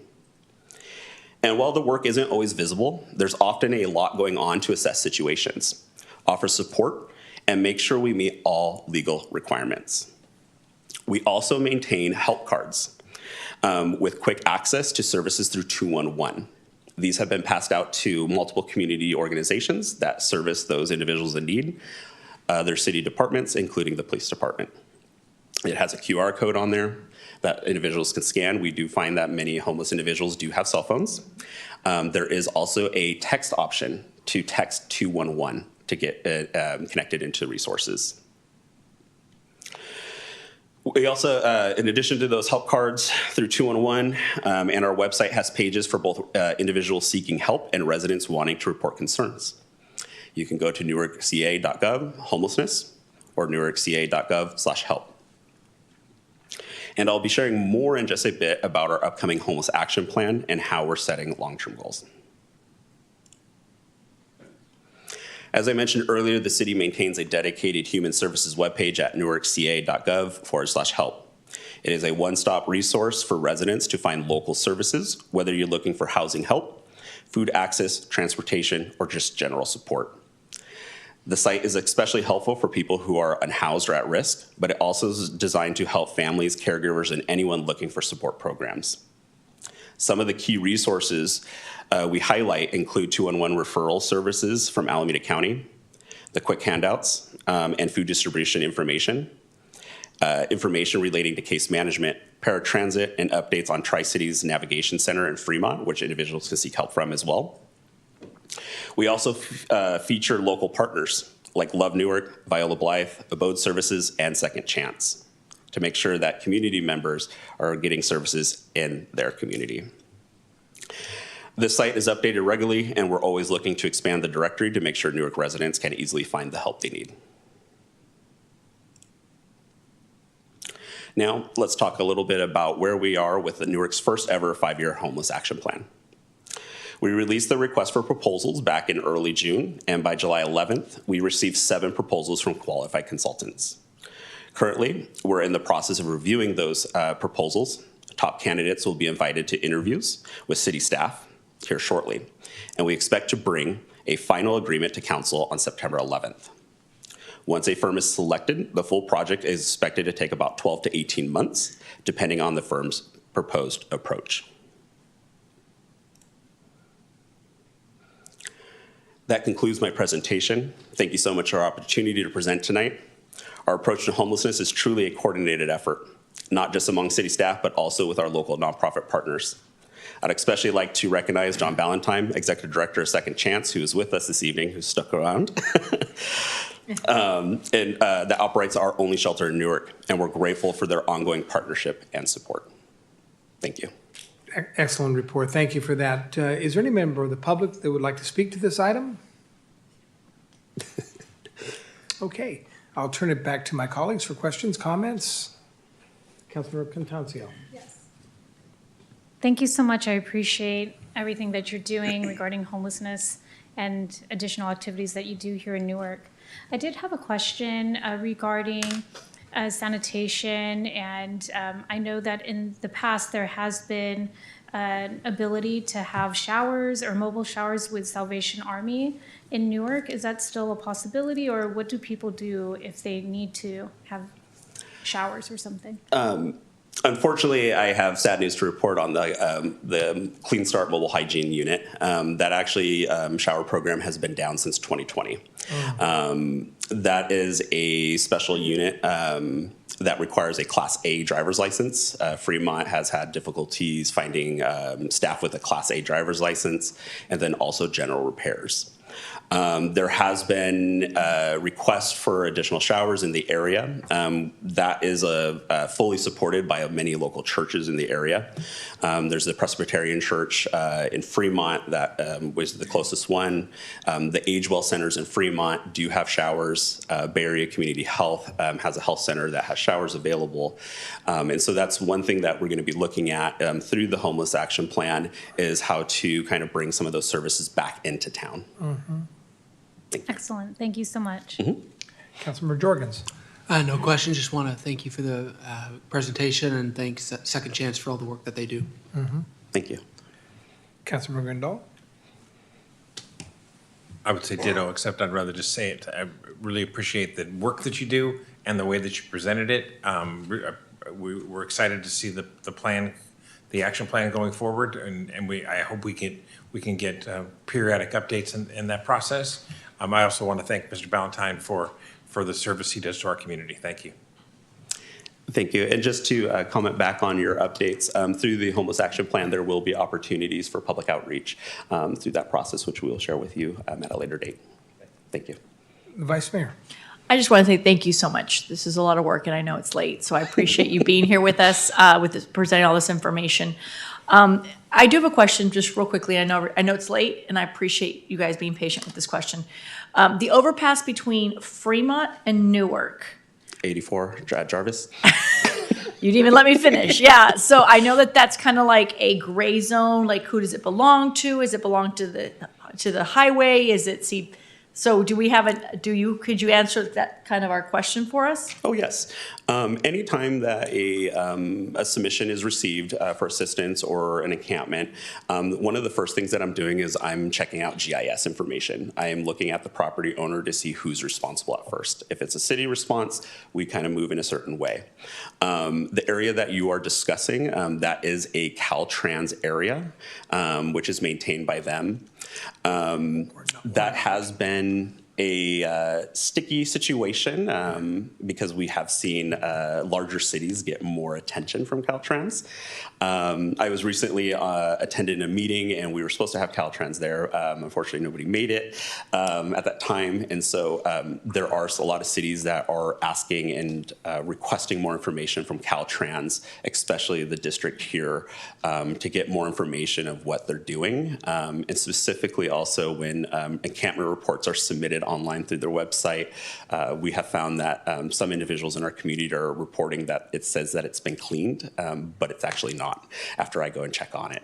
And so that is something that we are definitely looking into. I do plan on sending a message to the Caltrans director in this area to kind of seek some additional support. Thank you. Mm-hmm. You know, sometimes we take action as public agencies and beg forgiveness later on because at the end of the day, we're dealing with people. And if we're going to wait for the state government to come in and deal with an issue, unfortunately, the only person that's going to suffer the consequence is the community that lives near and around that individual or person, campsite, and or the individual themselves. I think it's important to be able to provide showers and other amenities to the homeless, because these are folks that may be struggling to find employment, and if you can't present yourself in such a way that somebody would want to actually hire you, it certainly makes it more challenging. Do we have a sense, as we do the count of 76 people, what number of those folks, no matter what we try to do to help them, are just simply wanting no governmental intervention, period? Let me go back to that slide real quick, just so I can show you the numbers. It's very interesting. There are a very small few of individuals out there that are willing to accept help. But there is a larger number that are completely fine being out there. And I think a lot of it has to do with lack of access to proper health care and mental health assistance.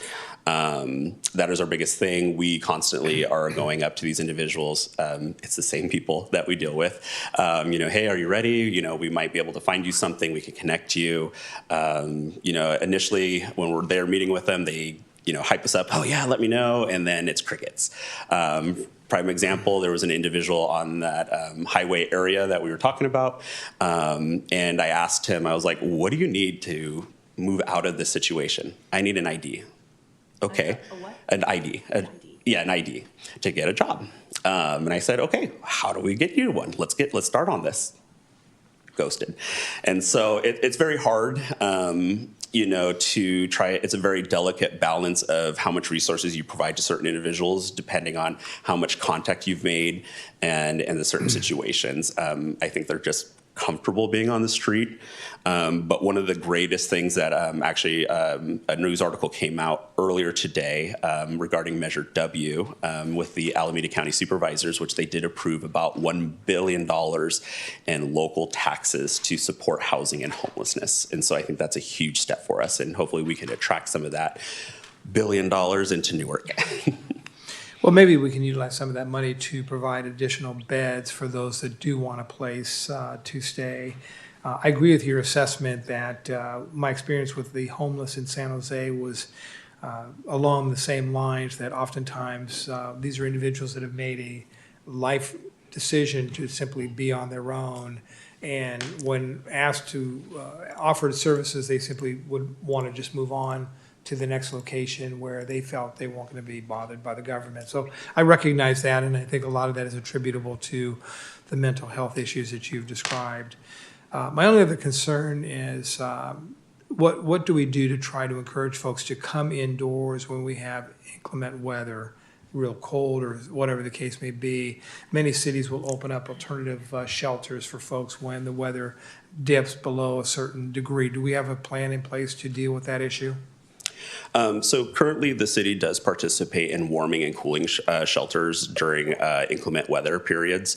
And so here in Newark, if there is inclement weather, cold or hot, an individual can come to the Sullivan Center.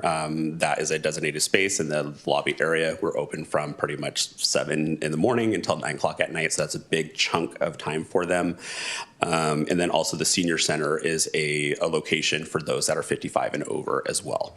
And then there are other cities that do put out information. So we are actually on one of those communication chains when a space needs to be opened up. All the cities around us are kind of communicating and talking about and sharing resources where people can go. Great. And what I'd like you to do is focus on those hours between 9 and 6 in the morning, when the weather is really a challenge for folks, to see what services we can provide them in terms of making sure they have a place to sleep for the night. But thank you for the report, Mr. Pellant. Thank you for your efforts. It's greatly appreciated.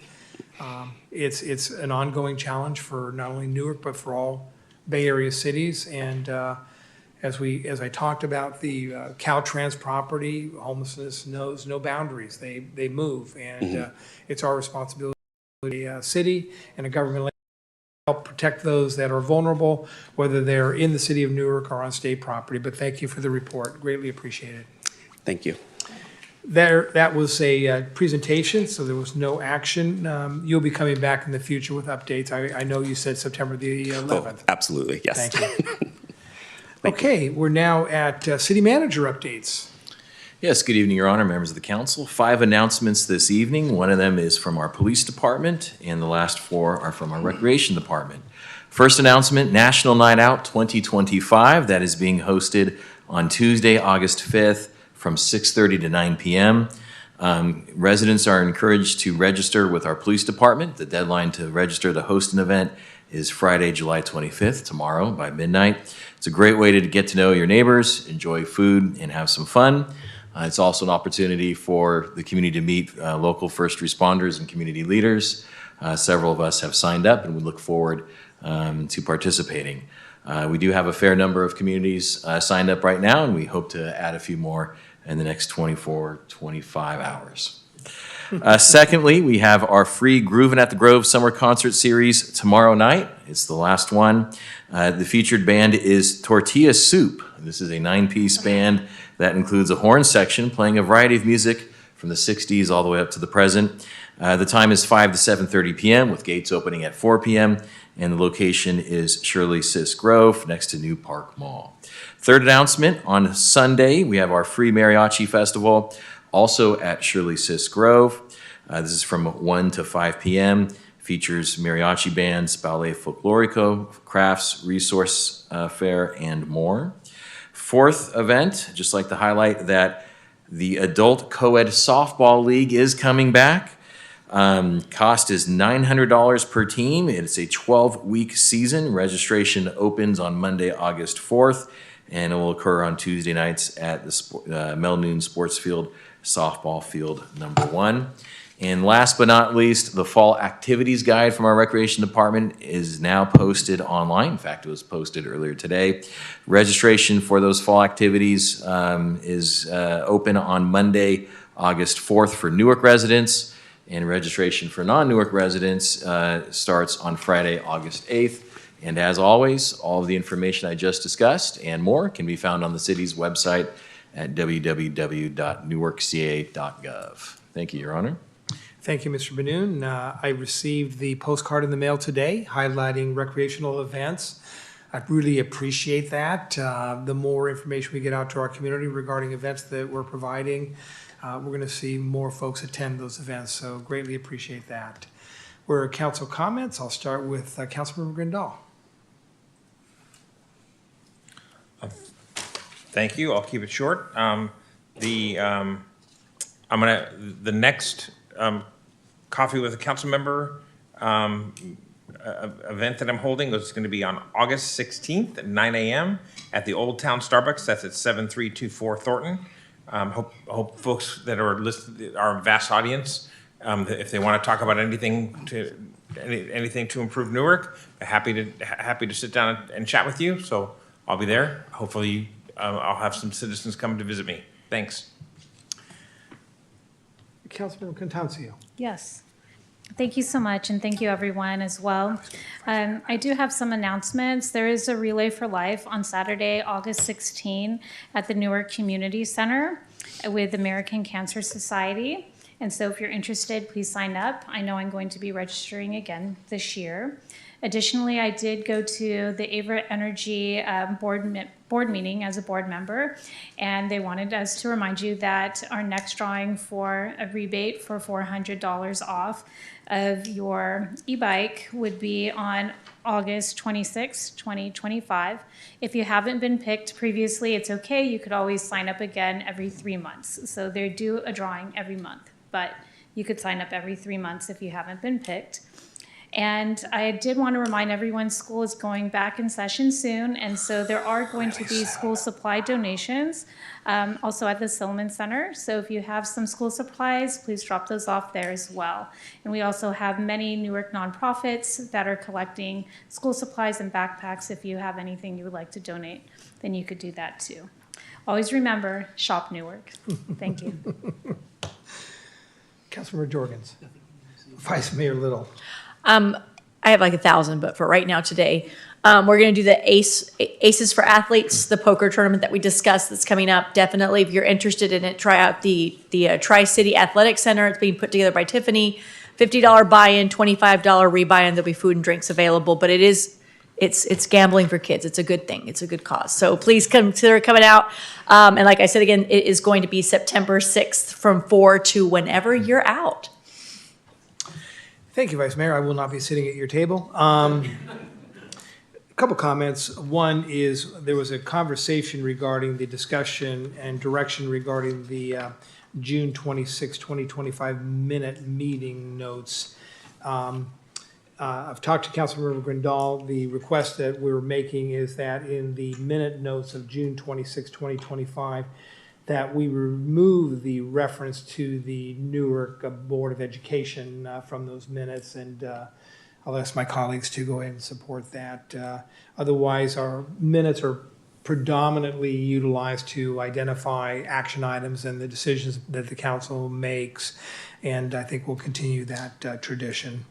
So thank you for that. Do you need a motion to approve the minutes? Because I believe yes, I do. I think yes, we do. Thank you. Yeah, with that change, I would move that we approve those minutes. Thank you, Councilmember Grindal. I will second Councilmember, that motion as minutes thank accurately you. reflect the meeting. Councilmember Jorgens, thank you. And by the way, thank you for running the meeting for me last time. You did a great job. Almost set a record, not quite. I'm going to ask you and the vice mayor to coordinate your vacation. Can we go ahead and vote, please, on the motion by Councilmember Grindal? And that passes unanimously. Thank you for that, Councilmember Grindal. Lastly, I want to go ahead and do a couple things. I want to remind ourselves that we're closing tonight's meeting and retired police officers George Stoner and Isaac Don Skipper. But I'm also asking colleagues that we close tonight's council meeting in recognition of a longtime Newark resident, Sandy Jett. Sandy Jett and her husband have lived in the city of Newark for decades. Sandy was a school teacher. She worked at a variety of schools throughout the Bay Area, including the Newark Public Schools, where she excelled in special needs kids, skills she perfected in Santa Rosa when the only teaching job that was available was for those kids because nobody else wanted the job. It just shows what a real trooper that she was. Sandy, with her husband, raised a fine family. Robert was born in '69, Karen in 1970, and Holly in 1983, all Newark graduates from the high school. Longtime Newark resident, real contributor to the community. She participated in community activities involving crisis pregnancy centers, candlelighters, plus scouting activities, with her son and grandson becoming Eagle Scouts. There will be a memorial service for Miss Jett at the Presbyterian Church in Centerville at 10 a.m. on September the 6th. So we'll close the meeting in her memory as well. Finally, just a couple of announcements. Kathleen and I became the proud grandparents of our 11th grandchild. The numbers just keep growing. My daughter Maggie, my youngest daughter, had a baby boy, Harrison Matthew, weighed in at 8 pounds, 4 ounces. The story I like to share about my daughter Margaret, who again was the 7th of our kids. I congratulated her on her first of 7. She said, "That's not likely to happen." I said, if I had that same attitude, who knows? But congratulations to both Maggie and her husband Brian, and we wish mom and baby nothing but health and happiness. So with that being said, our council meeting at just after 9:30 is adjourned.